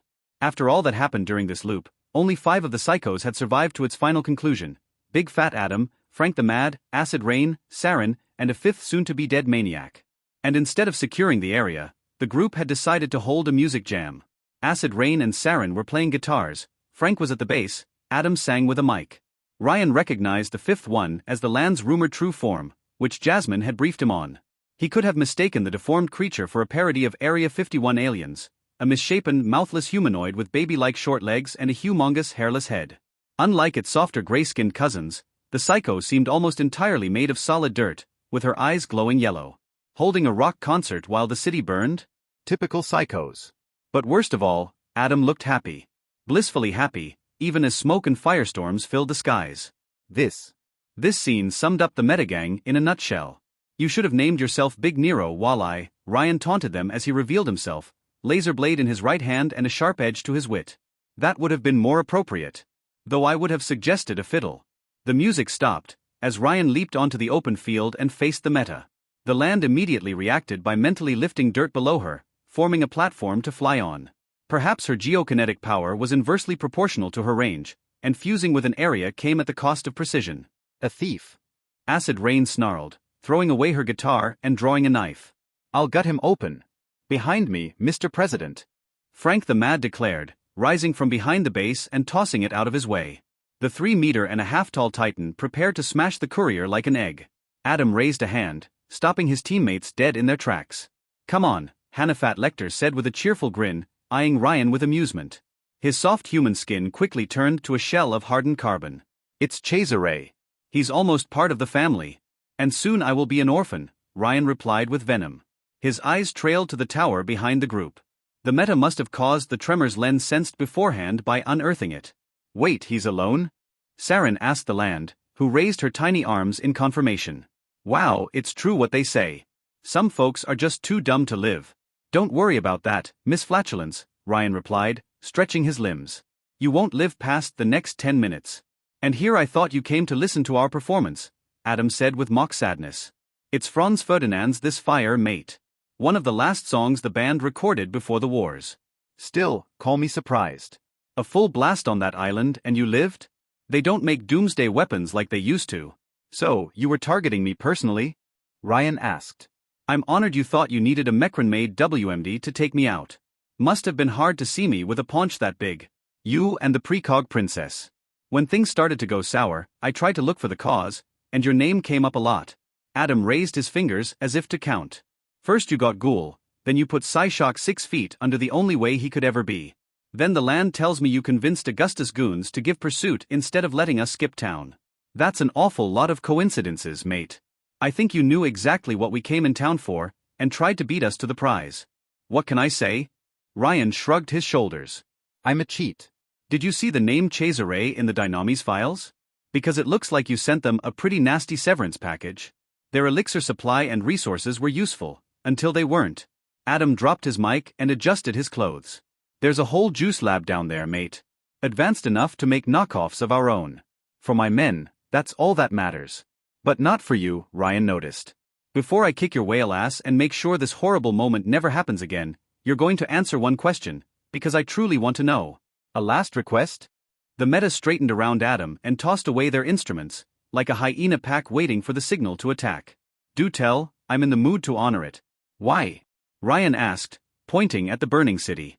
Why? Adam chuckled. Actually, mate, he said, a savage grin on his face. This is all your fault. Ryan's fingers tightened around the laser blade. My fault. Your fault. See, I've been juicing up on elixirs for almost 15 years. You know the drill. My genetic code degrades, causing cellular degeneration, shortening telomeres, mental instability, tumors, etc. Until I take a shot and become healthy again. For a while, I was happy that way. Until I noticed a tiny problem.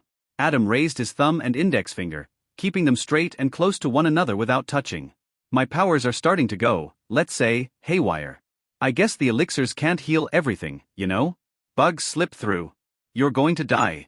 Having studied their condition, Ryan knew very well that the elixir psychos consumed were just delaying the inevitable. Good. Yeah, well, I came to this place because I thought I could find a cure. But now that you killed Psyshock, we can't fully hijack Mekran's central mainframe. We could only settle on partial control. Adam shrugged, though the dangerous glint in his eye betrayed his true feelings. Thanks for ruining everything, boyo. You're welcome. I did my best. Well, looks like you messed up pretty bad then. Because partial control meant we could get our hands on that big interstellar firestick, and it got me thinking. Adam looked into Ryan's eyes, and for a second, the courier saw it all. All the sociopathic, solipsistic narcissism lurking beneath the friendly facade. The savage beast wearing the human skin.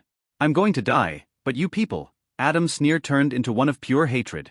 You will continue to live your miserable, meaningless lives as if I never existed. That's fucking selfish, mate. So I figured, pharaohs and kings, they were entombed with their slaves. That's just the way things are. If I have to go, then my send-off party will set the whole place on fire.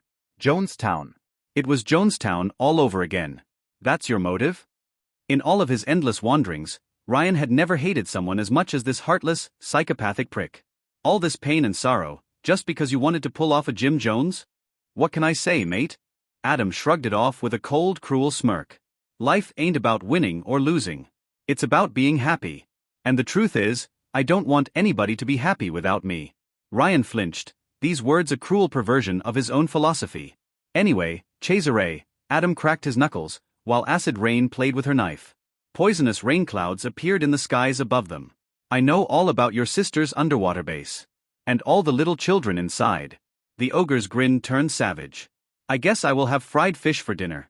Ryan stopped time and went straight for the kill obviously. Acid rain immediately teleported away before his ability took effect, but Ryan anticipated as much. Running straight at Hannafat Lecter, the courier grabbed the plushie hidden inside his suit, flipped the switch, and tossed it into the melee.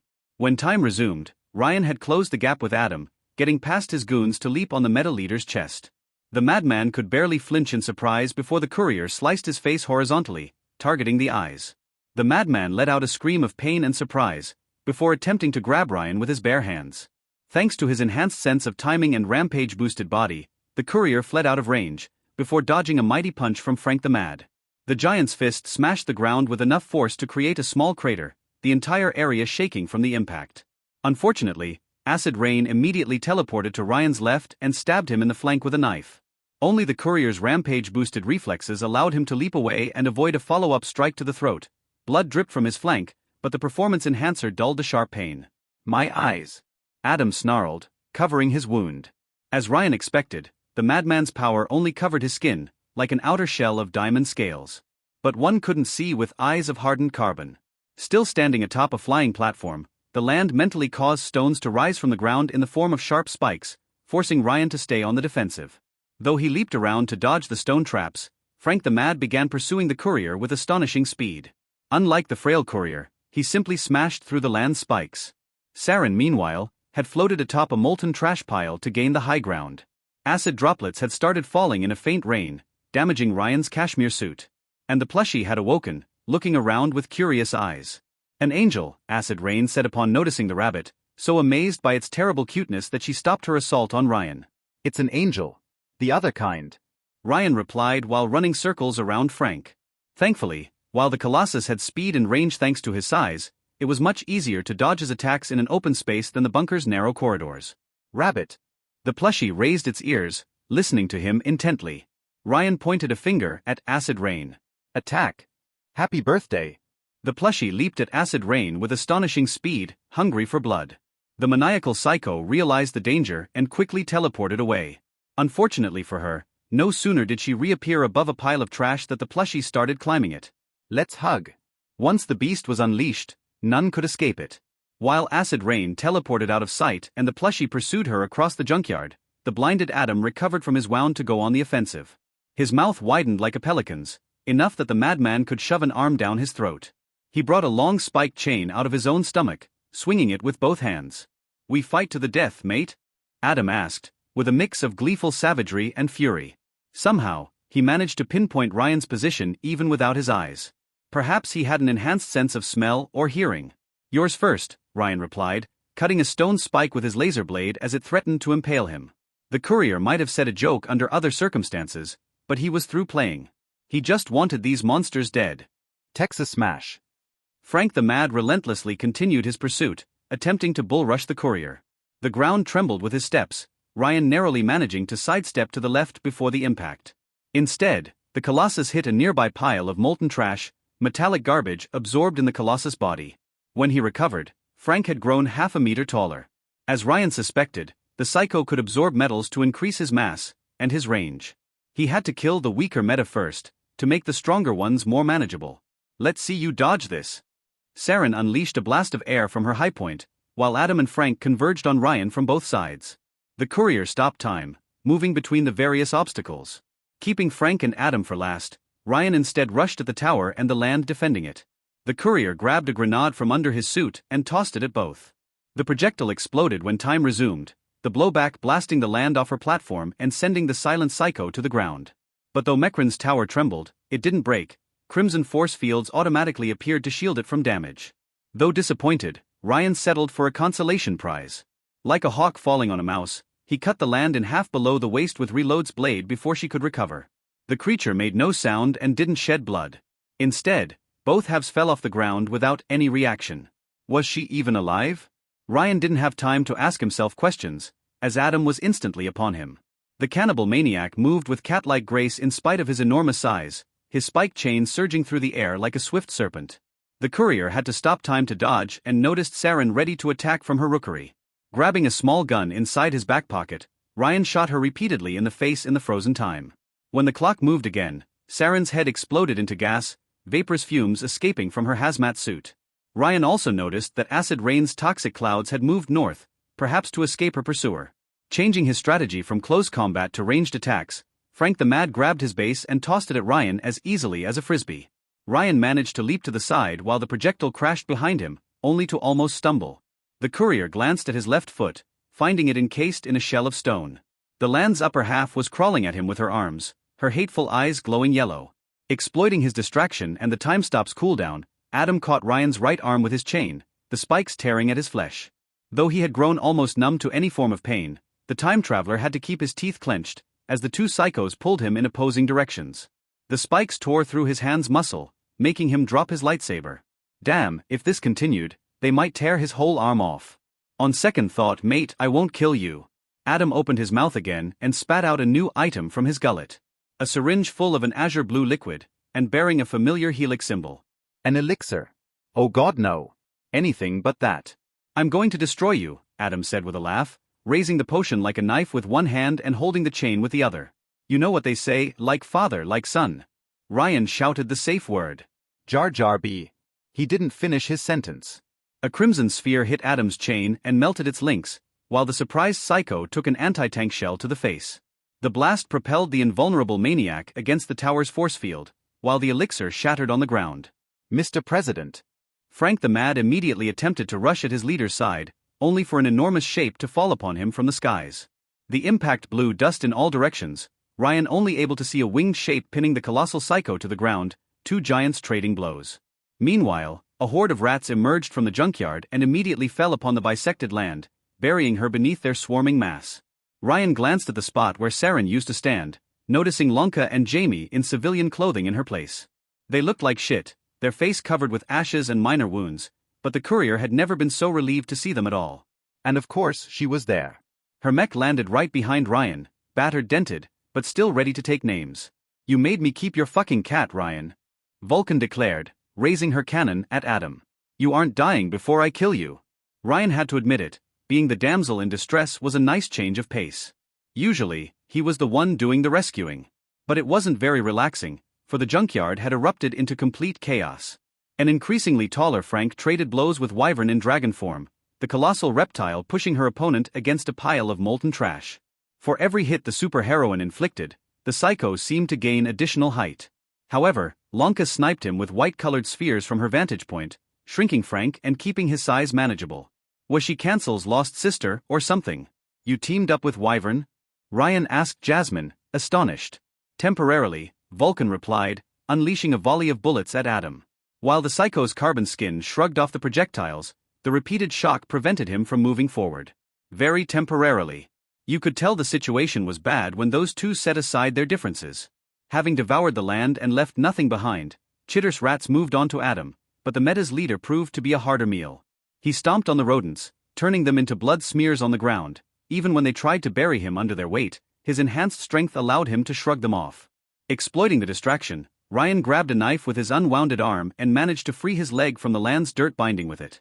Meanwhile, Jamie, showing his badass samurai credentials, jumped off his rookery and created a sword of red light mid-flight. Swinging his blade during the descent, he cut through Frank's back as easily as butter, leaving a scar around the waist. Unfortunately, the psycho's metal body quickly regenerated from the wound, and while Lanka slowed down his exponential growth, she couldn't stop it. Frank would reach 8 meters in height soon. Anything that can take down the communication tower? Ryan asked Jasmine, needing to shout to be heard over the sound of gunfire. I mean, their gun is bigger than yours, no offense. I wasted most of my good stuff on the reptile over there, Vulcan replied with frustration, quickly running out of ammo. Without suppressing fire, Adam was now free to move and brought out a warhammer from his gullet. Cover me while I reload. To give himself more time to think and plan, Ryan activated his power. The world turned violet, the courier looking under his suit with his left arm. He couldn't feel the right one, Adam's chain having shredded its key muscles. Could a Desert Eagle be powerful enough? A higher caliber gun per. So you were the source of these anomalies. Ryan flinched, before looking up to the skies. A man of ivory floated above the junkyard, shrouded in a blinding electric aura. Powerful streams of whitened winds came from his feet, allowing him to hover above the ground. He alone moved in the frozen time, standing above and looking down on the humans below. Electro-hydrodynamics. He used electrical charges to ionize air molecules and allow himself to fly. I was starting to wonder, said Augustus, carrying a half-burnt corpse in his hand. From the clothes, Ryan recognized it as acid rains. You would make a powerful Saturn. Time resumed, and lightning but focused on the other people present. The moment Augustus came into view, everyone stopped moving, even the blinded Adam seemed to have sensed his presence. The Lightning Emperor's mere presence, and the sheer electrical tension coming from his person, cowed everyone present into silence. You failed, Augustus told Adam, tossing Acid Rain's corpse on the ground below like a piece of trash. Even Hargrave's flames could not warm me. You thought this feeble light could kill me? You thought that anything could kill me. To his credit, Adam quickly recovered from his surprise. Frank, squash him. The now 8 meters tall giant immediately pushed Wyvern aside and attempted to smash Augustus with both hands, the way a man crushed a mosquito. Instead of dodging, the Lightning Emperor raised his arms and stopped the giant's hands with his own. As he did, Frank's metal skin shifted around Augustus' fingers, covering them. Even Mob Zeus looked briefly surprised by this development. It seemed Frank the Mad's metallic structure tried to digest Augustus' hands, but struggled to. It reminded Ryan of a dog trying to chew a bone too hard for its teeth. But it made no difference. Augustus looked at Frank and blasted the Titan's head with a blinding lightning bolt from his eyes. The sheer power behind the blow melted the psycho's steel body, leaving a pile of molten metal where the brain should have been. Though pieces of him remained stuck to Augustus, Frank collapsed to his back. Ryan, get down. Vulcan activated her propellers and grabbed Ryan, flying out of the giant's falling shadow. Chitter's rats fled in all directions, while Wyvern, Jamie, and Adam dispersed. Frank hit the ground and blew dust in all directions, missing the tower by an inch. He remained still, even after the dust settled. Without wasting time, Augustus gracefully landed on the ground and began to slowly walk towards Adam. Instead of cowering, the nihilistic psycho glared back at the invincible man. My sister, daughter, and goddaughter died because of you. There was no word on earth to sum up the cold fury coming from Lightning But's mouth right now. Their deaths were swifter than yours will ever be. I promise you a Tartarus. Doesn't matter, Adam replied while swinging his warhammer at the invulnerable man's head. Even if I die, I already won. You all lost. His weapon flattened on impact, while Augustus didn't even flinch. Well, it was fun while it lasted, Adam said, before outright shouting. Adam to Bahamut. Change target to current low. Augustus casually backhanded Adam in the face, tearing off his jaw and sending the carbon-made man to the ground. The Emperor then kicked the psycho in the stomach with enough strength to make him crash against the orbital tower. While everyone looked on, too terrified to move or say anything, Lightning but started stomping his victim. The psycho's hardened shell folded like aluminum under the savage beating, bones breaking, legs twisting. When at long last, Adam had become a bloody, battered mess on the ground, Augustus lowered his neck to look at his victim dead in the eyes. "Any last words, vermin?" Adam laughed. It wasn't a laugh of despair or madness, but the taunting cackle of a monster happy with his work. A loud, gregarious laughter of pure schadenfreude. It only enraged Mob Zeus further. At the end of the day, for all your delusions, you only bear the first man's name. Augustus raised his foot above Adam's face. "While I am a god." Augustus stomped on the head with a sickening crack. Adam fell silent, drool falling off his mouth, his outside turned from carbon to scarred skin, weak and vulnerable. The meta was still breathing, but with a nasty concussion. He might soon wish he was dead though. "Soldiers, grab this piece of trash and send him to Venus. He will not die until I have him nailed to a cross on Ischia Island," his screams soothing my daughter's soul. Augustus then turned to Wyvern. "We fight now." "Fight over what?" Wyvern regained her human form and waved a hand at the devastation around them, while Jamie and Lonka immediately rushed to tie Adam up. "The ashes. Then get lost," Augustus replied, glancing at the communication tower. "Now that I look at this cursed ground clearly, there is an entire crypt of metal beneath our feet. Mecran's tomb, I assume. What are you going to do?" Wyvern asked with a frown. "Finish what Hargraves did not have the guts to." Lightning Butt's electrical aura grew brighter and stronger, his body building up energy inside itself. The courier immediately realized what the Thunder Emperor planned, and how it would ruin everything. "No," Ryan pleaded, turning to Vulcan, whose face he couldn't see beneath her helmet. "There's still bound to be something down there that we can use." Ryan, his girlfriend, replied with a hint of finality. "It's over. If we stay, we die." Augustus unleashed a lightning blast at the orbital tower, his overwhelming power short-circuiting the force fields and snapping the building in half. One half of the tower fell on the junkyard's ground with a cataclysmic shockwave. The aura around Augustus briefly vanished, revealing the human underneath, a statue of ivory, with pieces of Frank's body still stubbornly attempting to eat away his hands. Lightning but looked sick, his cheeks creased and his eyes sullen. But he was already recharging, and this time his aura turned brighter than ever. Vulcan grabbed Ryan in her arms and flew away, the courier too weakened by his wounded arm and blood loss to protest. Everyone evacuated in short order, Wyvern assisting Lonka and Jamie in dragging Adam away, and leaving the Lightning Emperor alone. 20 minutes later, a mighty thunderbolt hit the junkyard in a cataclysmic detonation, burying Mecran's bunker once and for all. As expected of Rampage's side effects, Ryan started throwing up everything he had eaten in the last few days once the drug wore off. With his existing wounds and a damaged arm, Jasmine had him sedated. When the courier woke up in a hospital bed, it was surrounded by his friends and a cat. Jamie sat on a chair with his girlfriend on his lap, and Jasmine was petting a white cat.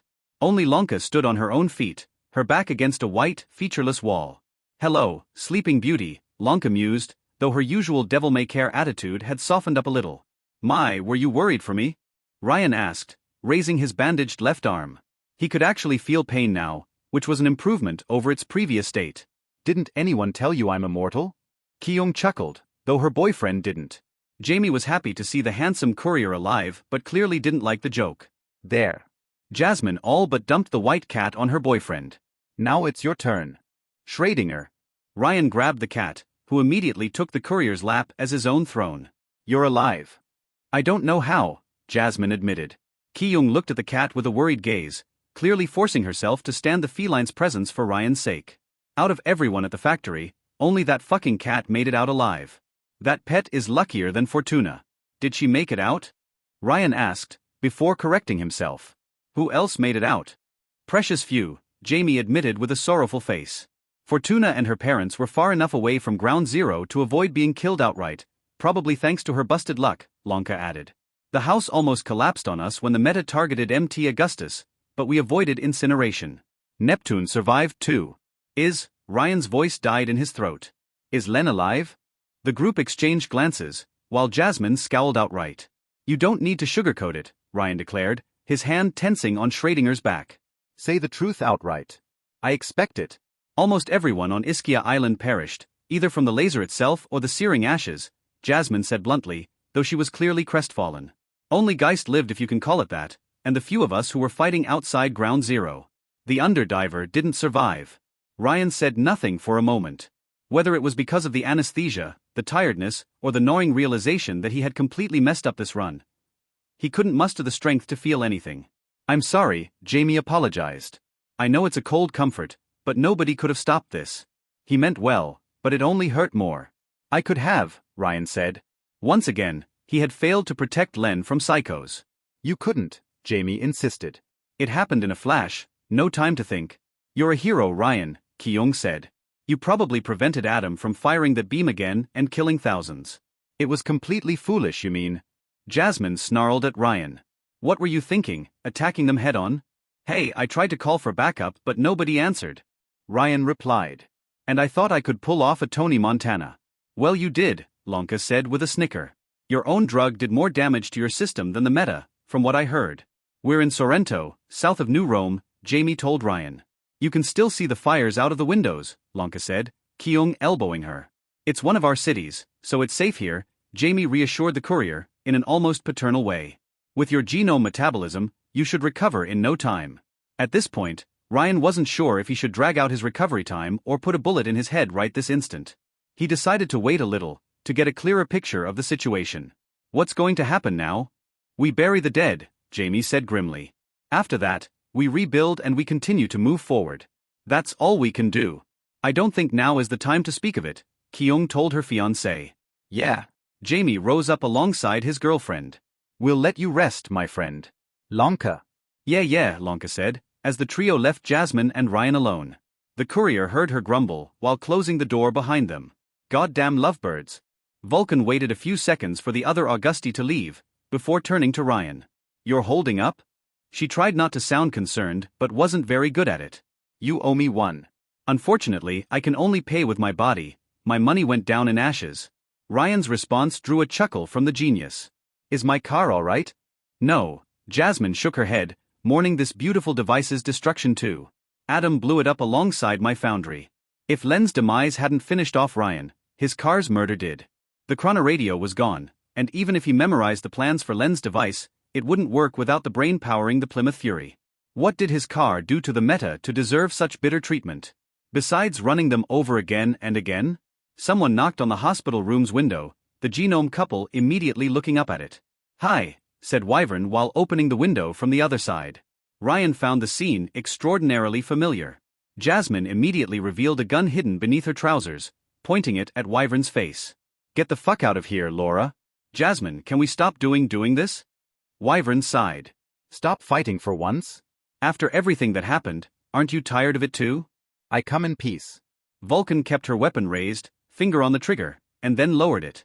"How did we fall apart?" Wyvern asked, looking down while she entered the room through the window and landed on the floor. "You started it," Jasmine replied, putting the gun aside. "Aren't you helping the civilians?" "I was, but the carnival arrived to help." Jasmine's eyes widened in alarm. "Does Augustus know?" "Not yet, but he will soon," Wyvern said. "He and Leonard can't stand each other, so I expect more fighting soon." "What about Dynamis?" Ryan asked. "What I always feared will come to pass," Wyvern admitted. "Alphonse Manada is in charge of what remains, including all the troops in Sicily, Libya, and Spain. The truce won't hold with him in command. If anything, I think he sees it as an opportunity to wipe you all out for good." "There's going to be a new round of genome wars," Jasmine muttered. "They're going to fight over the scraps." "Yes." An awkward silence fell on the room. While he wouldn't live to see it, Hannafat Lecter had won. He had ruined Europe for years to come. And worst of all, the plushie was still out there. "This is your fault," Jasmine told Wyvern with a scowl. "You hired the meta. You planted the seeds from which this disaster grew." I didn't." Wyvern shook her head. "Jasmine, I swear I didn't know. Neither did Enrique, bless his soul. If anyone is at fault, it's Hector. I would have stopped him if I had known." "That's your problem, Laura. You could never pay attention." Vulcan shook her head, skeptical. "Why are you here?" "I came to apologize," the heroine admitted, causing Jasmine to blink in surprise. "I still don't understand how we went from friends to enemies, but after all that happened, I've been re-evaluating my choices. I don't want to fight you again, and whatever I did that caused you pain. I wish to apologize for it." Jasmine listened without a word, different feelings changing her expression. From disbelief, to anger, to regrets. "Get out, Laura," she finally said, unable to process it. "Get out." "I understand," Wyvern replied with a scowl, before turning to the courier. "Romano, I'm not sure why you chose to join the Augusti, but what you did was very brave. There's still time for you to turn your life around, become a force of good in the world." "Yeah," Ryan replied, looking at the sleeping cat on his lap. "There's still time." With one last glance to Jasmine and Ryan, Wyvern flew through the windows, probably to rejoin New Rome. "You knew," Jasmine said once she was gone, glaring at her boyfriend. "About that Mekran bunker. That's what you were hiding."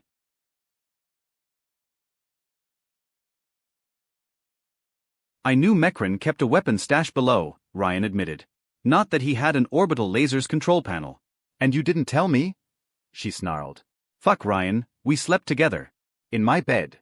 It couldn't hurt to trust me a little." "Jasmine, I swear." "Shut up," she interrupted him, looking away. "Just shut up." Schrödinger let out a cute meow, as if to alleviate the tension in the air. Ryan petted him between the ears, wondering if Shub-Niggurath had also survived the devastation. Though most of his thoughts were for the orphans in Len's undersea base. With luck, the automated systems would provide for them, but without Shorty. All in all, this run had been a disaster. Mekran's bunker had been blown up, like his car, the chronoradio, and whatever brain-copying research dynamis stockpiled in their HQ. His plan to transfer someone else's consciousness through time had been dashed. The courier only had one option left, his only chance to salvage something from this run, and that was Vulcan's power-enhancing armor. But would she help him after everything? He wasn't sure. At this point, he should just ask Vulcan for her gun and pull the trigger. And yet, "Why are you looking at me like that?" Jasmine broke the silence. "I know I'm beautiful, but that's just creepy." "I was thinking about what you said," Ryan said. "A little trust. You knew I was hiding things, but you said nothing to Augustus or the others." "Why?" "I wonder myself," the genius replied with a shrug. "I dunno, you're smart, you're fun, and I like you. Simple as that." "Like, as in present?" "So you still have a thing for me?" "Don't push it, Ryan," she replied, though he saw the edge of a smile on her lips. "Yeah, I still have a little crush, and that's why I'm mad at you for your stupidity. You can only really be pissed at people you hate or care about." Ryan smiled a little, though the heart wasn't in it. Thing was, he had plenty of people he had grown to hate, but very few people to care for. He had always remained careful not to get attached to others because it only hurt more when he looped. Thing was, Vulcan had kept some of his secrets when she could have easily betrayed him. Even now, she hadn't completely written him as a lost cause. She wasn't a good person, as his Dynamis loop could attest, but she wasn't all that bad either. A little trust. It had been a while since Ryan had trusted anyone except Len, because trust was a fragile thing that could easily turn into an open wound. Because it was something that once given couldn't be easily taken back. But this whole disaster happened because he couldn't trust anyone but Len with the bunker's secrets. If Ryan always did the same things all over again, then he would get the same results. Maybe it was time to change. Maybe it was time for him to change. "Jasmine." "What?" "I can time travel." Trust was a two-way street. After all, standing in the middle of a white, underground experimentation room, Ryan let out a groan. "I need to go to the bathroom." "Too late, asshole," Jasmine replied, as she used a screwdriver to close the armor's lightweight alloy chest plate, leaving only the courier's head exposed. Eugene Henry Schrödinger meowed at her side, looking at his master with curiosity. "But I added a urine recycling system if you want to drink your own piss." Charming. Ryan's body didn't feel so heavy, even if he wore a 25-kilogram suit of armor. The weight was evenly distributed to lessen the strain on his muscles, and the servos provided additional strength. While the courier wouldn't be able to move as fast as in his glamorous suit, he could probably punch through concrete. As per his demand, Jasmine had painted the armor purple, with orange lenses for the helmet's eyes. Though Ryan looked like an oversized humanoid bug in it, he would remain outrageously flashy, and that was all that mattered. Hell, his armor's design matched Vulcan's own. Wasn't that adorable? Ryan had also memorized its schematics, so he could rebuild it in a future loop if needed. Separated from a control area by a door and plexiglass window, the place used to be an underground police interrogation room before the wars. Jasmine had repurposed it into a lab, even managing to complete the armor in a matter of days using available material. The makeshift workshop was a far cry from Vulcan's previous foundry, but it was sufficient. They didn't even have to lie about that project, not completely at least. Vulcan had promised Augustus that she would work on a new type of armor capable of enhancing Ryan's power, and the would-be emperor had given his seal of approval. It seemed the courier's power had left a good impression on Lightning, but, or he just didn't care anymore after his daughter's demise. Say what you wanted about the Augusti, but they got things done. Should have figured it out sooner, Jasmine grumbled, as she grabbed the last part of the armor she hadn't put on Ryan yet, the helmet. You were just too fucking perfect. Was it a repeat performance? Did you fine-tune your sweet-talking until it worked? No. Though Ryan had centuries of experience with women, so he knew what made people tick. You tried to kill me in a previous loop. Did I succeed? She asked, almost hopeful. Nope. Not even close. A shame. Guess I might succeed this time. It's fine, half my girlfriends tried to kill me at one point or another, Ryan replied with a smirk. I'm a masochist. I know you are, Jasmine replied with a chuckle, though her mood quickly soured. I've got a request, Ryan. A request from you? Ryan asked, quite surprised. Vulcan didn't do requests, she gave orders. How can I refuse? If this fails, and it won't fail, because I'm a genius, Jasmine gathered her breath, as if admitting the mere possibility of failure took a colossal effort on her part. But let's assume that if it fails, I won't be able to transfer your mind. In Ryan's experience, failure would be the rule, and a potential success the exception. Yeah, right, Sherlock, she snapped, clenching her teeth. If I don't make it, it means I will cease to exist. The me right now. You will just lose your memories, Ryan argued. Don't be so pessimistic. It's amnesia, not death. I will lose memories of things I haven't done. Stop kidding yourself, Ryan. I'll be erased, end of the story. She let out a sigh as if bracing herself for death. So, if I don't make it, I want you to leave my other self alone. Make sure she lives and doesn't go to corpo jail, but don't pull off your summer fling crap on her. Don't replace me with another Jasmine. I understand, Ryan said. Before, I said you wouldn't forget me, and I mean it now. Even if I disappear, promise you won't forget me.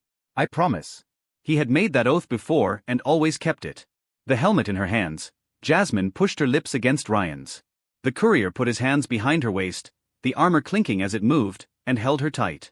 It was a passionate, intense kiss. He felt as if Vulcan wanted to eat him on the spot. This may be their last. Don't forget that, Jasmine said upon breaking the embrace and putting the helmet on Ryan's face. The courier started to breathe with a respirator and see the world through lenses. Vulcan then tried to grab Schrödinger, but the cat stubbornly refused to get caught. I think he wants to stay, Jasmine mused. It's a Schrödinger's cat, Ryan replied, easily seizing the cat in his armored arms. He'll improve the odds. Whatever, I hope he has enough lives remaining, Jasmine replied, closing the room's door behind her. The genius sat next to a control panel beyond the window, sparing her boyfriend one last glance before starting her work. The plan was for Ryan to open a rift to the purple world with his enhanced power.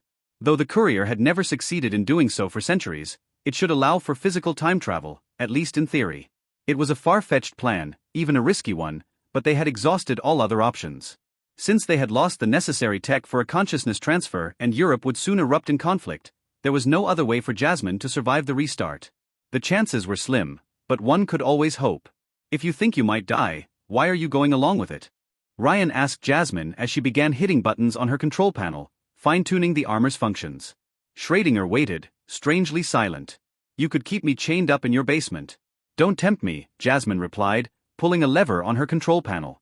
Words and numbers started to appear on Ryan's lenses, the suit's systems activating. Roughly 8 million people live in New Rome and its countryside. The meta killed 2-3 million of them? No matter how I see it, 1 versus 3 million. You would have to be a huge dick to consider it a fair deal. Some would have thought otherwise, Ryan admitted. One genius tried to keep his brain in storage in an old loop, to prevent the courier from reloading. That's why I tried to keep my secret under wraps after a few betrayals. Poor you, Jasmine mocked him, before looking at the armor regretfully. I was a hero once. Ryan said nothing. I just wanted to change the world. Make an impact. Like your Len girl is doing, though she doesn't get it yet. I guess that's why I wanted you on my team, Ryan. I had the feeling we were going to do great things together. We are, Ryan reassured her. Yeah, she replied, stopping her work to look at him through the window. Make sure this disaster never happens again, okay? Kill that fat ass. I'm killing him in every single loop from now on, I promise, Ryan said, frowning. If I told the Augusti about the bunker. No, don't, unless I follow you. At best, Augustus will blow up Rust Town like he did now, casualties be damned. At worst, I don't want to think about it. Vulcan clenched her fists, scowling. If I don't make it, go to Laura. I'm sorry, have I misheard? Ryan asked, astonished. You want me to go? I was jealous, alright, the genius snapped, interrupting her boyfriend. Because she's so fucking perfect. And now she just apologizes? It's sickening. Ryan didn't answer, letting Vulcan vent out all her pent-up frustration. He had the feeling that the short genius had invested so much in her bitter rivalry with her former teammate, that she had no idea what to do now that Wyvern had thrown in the towel. Maybe with time, Jasmine would learn to move on. To stop hating. If she had time. I know her better than anyone, Jasmine grumbled in admission.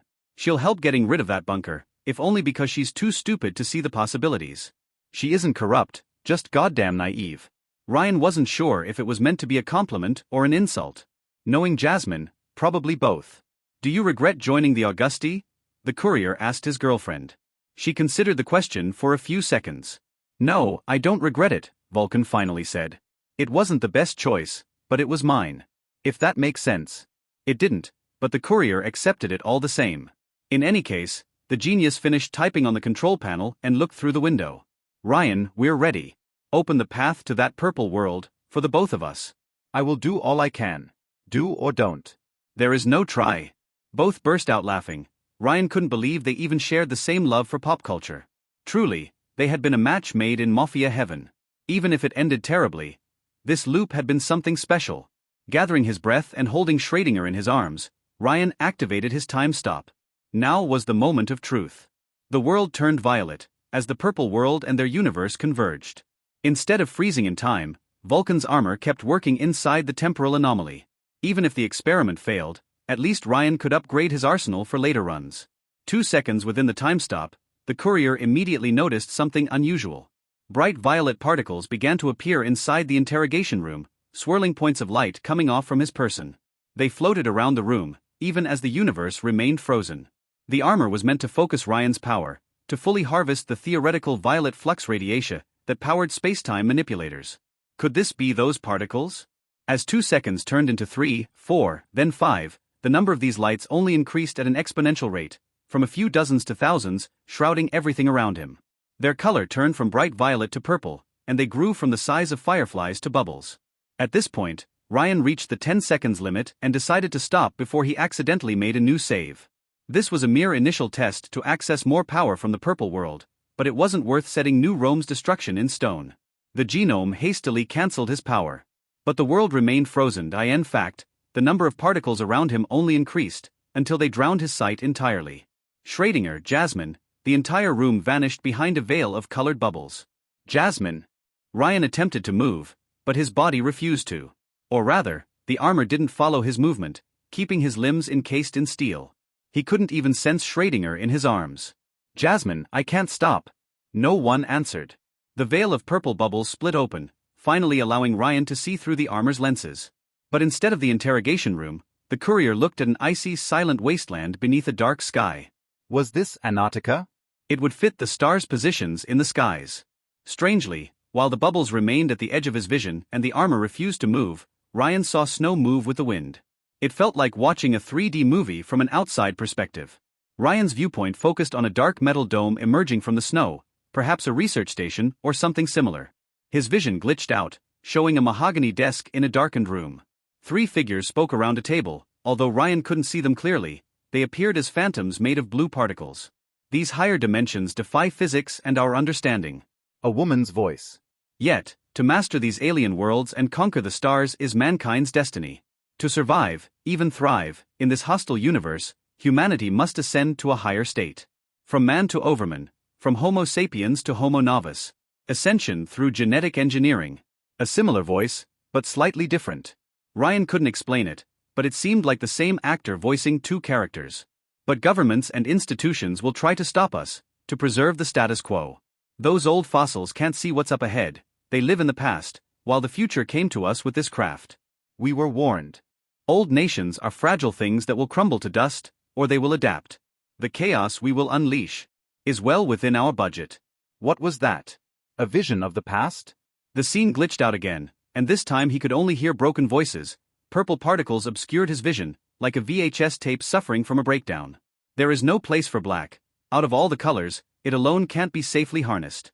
The creatures within the black dimension do not seem malicious, but their mere existence tears our lower reality apart. Physical laws cannot coexist with paradoxes. All the ultimate ones are compassionate, but also narrow-minded. They only understand lower universes through the prism of their color.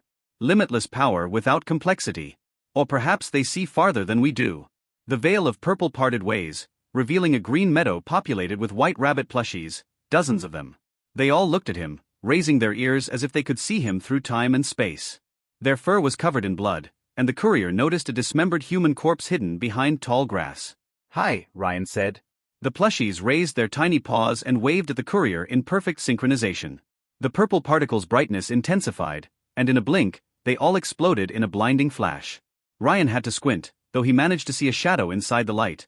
Through it he saw hints of impossible geometries, shifting spaces and doors to other alien worlds.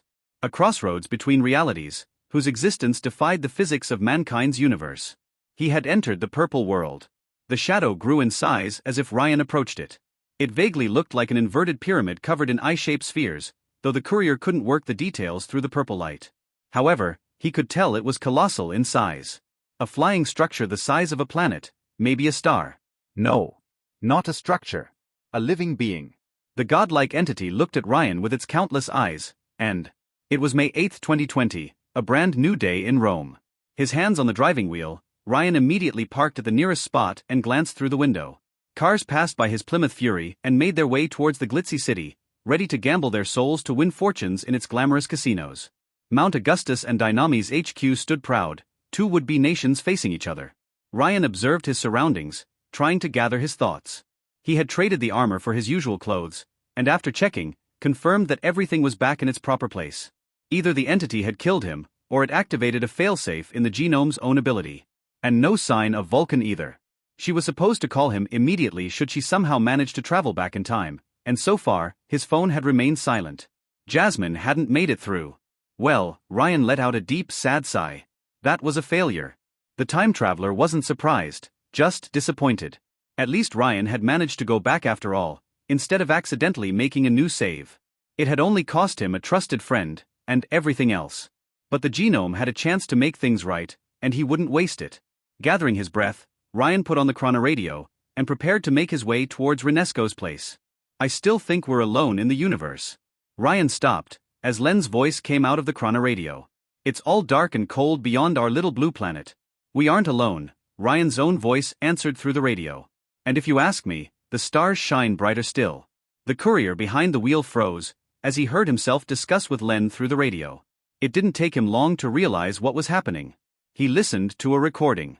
A recording of that conversation with Len, on the orphanage's roof. How? He didn't record it, and neither did Shorty as far as he knew. How did it travel back in time? Did Len manage to send a recording through her device before Mekran's satellite claimed her life? Or was it that strange entity's doing? Whatever the case, the whole orphanage conversation repeated perfectly, as Ryan had experienced it. Eventually, the courier's own words echoed in his car. "It can improve. Len, all you see is the dark, but everywhere you look there's light." Yes. Even if the world held much sorrow, it was also worth saving. Ryan pushed the accelerator and drove towards New Rome, to begin again. It didn't matter how many tries it would take, how many false starts and bad endings he would have to go through. He had a city to save, and a perfect run to complete. The courier had made a promise to Vulcan, and he would keep it. Spring 2018, farm near Firenze, Italy. An 18-years-old Ryan Romano kicked the laboratory's door open, naked as the day he was born. "Brain dead," he shouted, raising a rabbit plushie above his head. "I did it. I did it." His roommate Alchemo, who had been busy operating on an extracted dog's brain, raised his head at Ryan. This lanky cyborg had bones made of brass, steel pumps for organs and glass for veins. His hands ended with syringes. A brain and two green eyes floated in its glass dome of a skull, glaring at the time traveler. "Why are you naked, you shameless exhibitionist?" The voice that came out of the cyborg speaker was annoyed, but not surprised. "Have you let your base biological urges run wild yet again?" "Yes but no," Ryan replied happily, waving his new invention at the cybernetic genius. "I just couldn't wait to show you the truth." The cyborg looked at the beautiful toy without a word. For a moment, the only sound that echoed in the workshop was that of computers. The genius's laboratory was a true den of mad science, a chaotic gallery of brains in jars, tubes full of multicolored, chemical substances, and experimental weed strains. The chronoradio awaited on a table nearby, hooked to an artificial brain and a miniature particle accelerator. "What is this?" Alchemo finally asked. A scavenged children's toy? The test probe. Ryan replied proudly. It's way more imaginative than another rover. And why a Legomorph plushie exactly? Well, it's cute. If the dimension is inhabited, it will lull the locals into complacency. To prove it, Ryan flipped the back switch, waking up the plushie. Its blue eyes shone with artificial light, and it immediately played a pre-recorded message, "I love you." See? Ryan asked. It comes with lasers and is programmed to protect children under the age of 13. It's completely safe. Sometimes I wonder if your neural connections are damaged beyond repair, Alchemo said, absent-mindedly finishing his current surgery. But it is as you wish. Alchemo, or Braindead as Ryan liked to call him, was a genius with a special focus on neural technology. Brain-machine interfaces, brains in a jar, sensory drugs, if it involved neurons, he could do it. Ryan had known him for over 2 years, at least from his point of view. They even started a drug cartel together in a previous loop, though that venture ended with Ryan shot by one of his maddened customers. But it was fun. Maybe Ryan will dedicate this new loop to make their rampage startup work this time? In any case, the time traveler had dedicated the last decade or so to mastering genius tech, learning from the best. With enough knowledge, the time traveler hoped he could find a way to travel further back in time, before he drank his elixir. Progress was slow but worthwhile. Alchemo in particular might finally find a way to make the chronoradio work. Romano. Yes. Put something on before the doll sees you, the genius all but ordered his roommate. You already corrupted her mind enough with your body enhancements. You're just jealous of my android design talent. I fail to see the use in mammaries in an asexual gynoid construct, Alchemo replied icily, completely missing the point. Anyway, toss that thing into the accelerator. You still will not tell me the purpose of these experiments. You wouldn't believe me if I told you, Ryan replied, moving towards the device. The mini particle accelerator took the shape of a small metal tube with a hatch, hooked to the chronoradio. Ryan quickly opened it and put the plushie inside, like a child in an escape pod. We won't know unless you try, Alchemo grumbled. Well, maybe Ryan could? Most of the people he confided in during the early loops didn't believe him, but Braindead had grown more and more open-minded in the Violet Genomes Company. How about I tell you if the experiment is a success? The courier asked, before remembering something important. Also, you should stop abusing that meta-boost drug you designed. The side effects will catch up to you. How do you know? Were you looking into my stash? You thief, I should have you expelled from my property. Sure, Ryan replied, knowing the cranky genius's bark was worse than his bite. Alright, so the particle accelerator should send the plushie to that alternate dimension I told you about. It is equipped with a camera and the best artificial intelligence hardware I could find. Knowing you, that's not saying much. Ryan eventually put on a red shawl around his waist, though only because Braindead refused to activate the machine unless he covered his most powerful weapon. Once they were ready, Alchemo transformed his fingers from syringes to USB keys and hooked himself to a computer. The particle accelerator made a terrible sound as it activated, like the roar of a living engine. So far so good, Braindead said, processing data directly into his brain. Energy readings are stable. Did it teleport? Ryan asked, hands clenched in excitement. I wouldn't say it teleports, but it coexists in 2 dimensions so long as the accelerator is active, Braindead replied with what could pass for a shrug. Are you sure you want that device hooked to a car's engine? Seems like a waste of promising technology. Oh, I'm certain. If the accelerator managed to send the plushie into another dimension, then it should allow the Plymouth Fury to do the same. Ryan could settle for an alternate Earth where his family and Len were both still alive. Have you watched Back to the Future? I don't watch movies, I live them. Oh right, the old genius hooked his brain to artificial ones to experience false memories. Ryan himself wondered if he should enter the market considering his wealth of experience, though 2/3 of his past would be rated 18+. Eventually, the noise from the particle accelerator lessened and finally subsided completely. Ryan expected to find the plushie missing, but instead, a brief, violet flash suddenly erupted from the accelerator the second he opened the hatch. When it subsided, his creation looked up at its maker with its big, beautiful blue eyes. Ryan blinked, the plushie tilting its head to the side. Brainy, are you controlling my rabbit from afar? Ryan asked, the plushie raising its ears as if it was a living being, instead of a stylized exploration probe. Let's play together, said the plushie, raising its tiny hands on its own. The time traveler started hearing sound coming from the robot, strange whispers the time traveler couldn't decipher. Was the speaker broken? Why would I touch that dirty thing, except with a stick? Alchemo replied, disengaging from the computer to observe this furry wonder of engineering. Perhaps the energy blast fried the hardware? The plushie glared at the genius, its blue eyes turning red. Ah, it could even make an angry FA. Zap! Alkimo's glass skull exploded as a laser went through it, vaporizing the brain inside. Ryan barely had the time to cover his head with his arms, shards cutting his skin while the cyborg's body collapsed to the ground. The rabbit's eyes shone with malice, the hidden lasers within having activated on their own. Damn it, that's the 5th time. Ryan complained, looking at Alkimo's remains. 5th time I got him killed. The plushie clearly didn't think it did anything wrong. Let's go to Disneyland. Not today, Ryan replied, deeming this experiment a failure. Now I have to reload before Doll finds him. With a sigh, the courier casually headbutted the nearest jar and used a glass shard to slice his own throat. Ryan woke up a few minutes earlier, gazing into a blue abyss. The plushie looked back at the time traveler, orienting its ears at him instead of attacking immediately. What happened? Why did Ryan reload now instead of the day before? He hadn't created a new save point since yesterday night. Did the experiment force him to save on reflex? Whatever the case, Ryan was sure it remembered. It is still in our dimension? Alkimo replied, moving towards the accelerator to look at Death once more. Is the hardware still functional? The plushie's eyes turned red yet again. Ryan immediately attempted to activate the switch on its back and save the genius, but the plushie hopped out of the particle accelerator and onto a nearby table. Alien voices echoed through the room, as the rabbit's left hand revealed a hidden blade, which it quickly raised at Ryan. Wait, you equipped it with a switchblade? Alkimo asked. Also, you have a weird choice in sound design for that thing. It was for self-defense only. Ryan replied, wondering if he should just use a time stop and be done with it. But he couldn't figure out what happened for the life of him. The time traveler didn't program the plushie to react like this. Had the accelerator damaged the hardware inside? It was as if something else, something intelligent, controlled it from afar. Ryan's eyes wandered to the plushie's shadow, and he realized it didn't belong to a rabbit anymore. The shape didn't fit any creature of this world, but that of a monster with tentacles, appendages, and impossible geometry defying comprehension. Okay. The good news, the particle accelerator worked. Somewhat. Bad news, it had worked in reverse, bringing something in instead of sending a probe out. What is all this racket? A new voice echoed in the workshop as its door slowly widened, and a red-headed green-eyed woman walked in.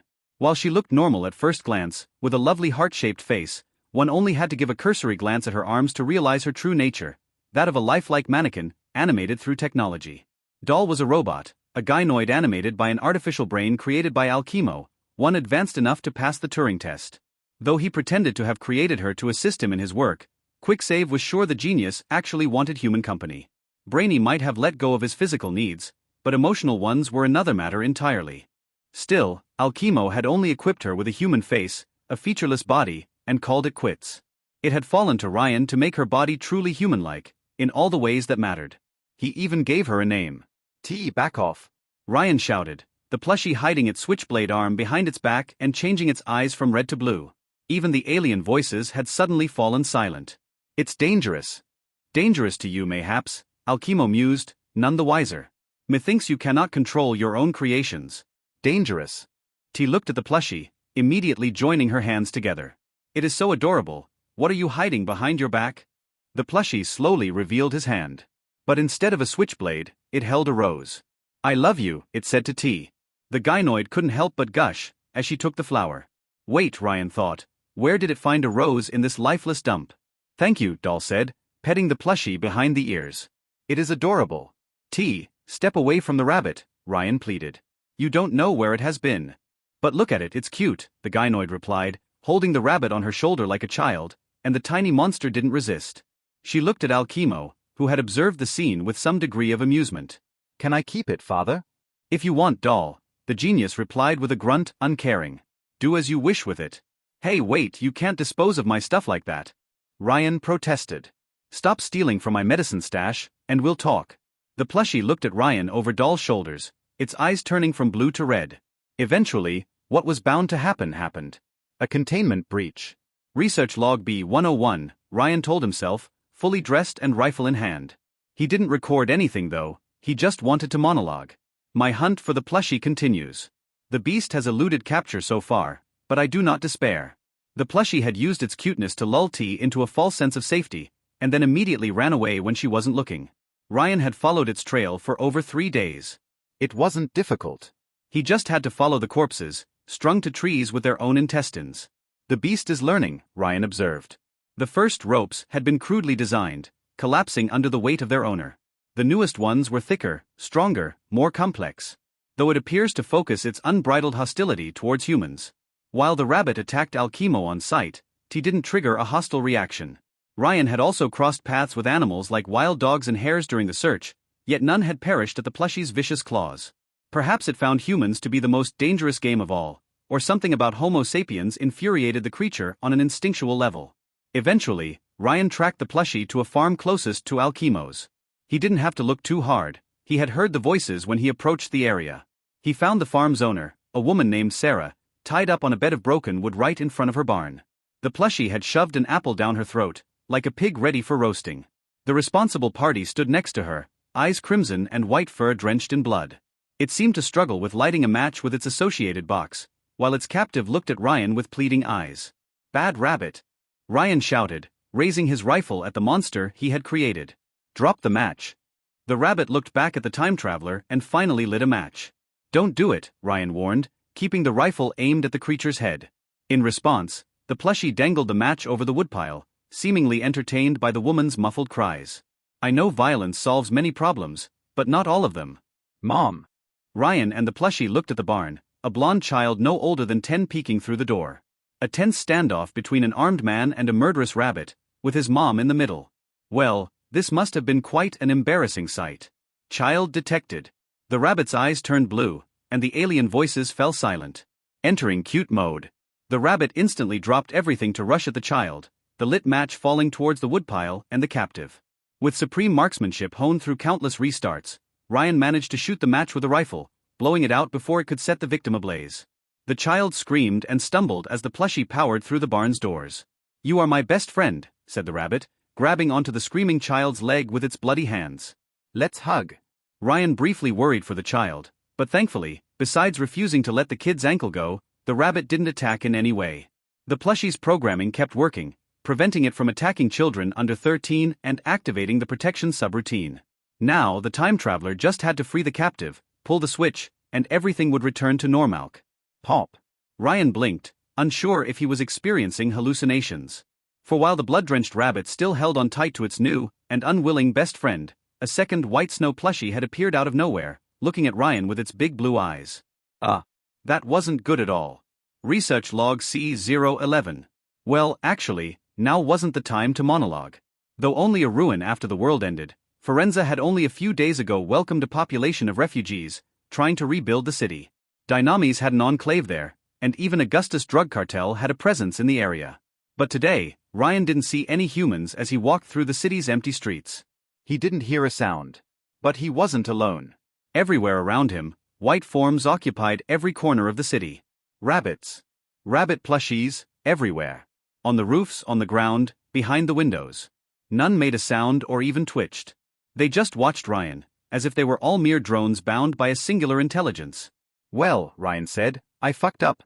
It seemed that the child had triggered a new pattern in the creature. Perhaps its sheer happiness allowed it to divide, or it summoned alternate versions of itself from other universes. Whatever the case, the plushie had started reproducing. And like all rabbits, the plushie multiplied exponentially. By the time Ryan had tracked the second one to Firenze half a week after the farm incident, it was already too late.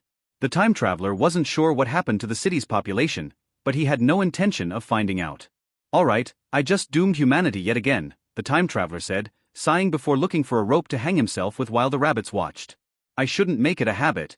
During the next loop, Ryan went to sleep with a clear mind, happy to have contained the dangerous anomaly. In the end, Ryan dealt with the plushie by activating his time stop and flipping the switch off the moment he reloaded. The creature possessing it might seem capable of remembering his past loops, yet it remained bound to its host body's programming. Sort of. As it turned out, the accelerator had fried the hardware, damaging the camera. Not only could Ryan not extract any information about whichever dimension the plushie had been exposed to, the robot shouldn't even function. Why did it follow the original programming if the CPU no longer worked? Ryan himself didn't remember how he made the plushie in the first place, and half of its pieces didn't make sense on a closer look. It had been a stroke of inspiration, born of his raw nakedness. Perhaps the plushie's behavior was caused by its mechanical part, or by the abomination now using it as an anchor on Earth, or perhaps a combination of both.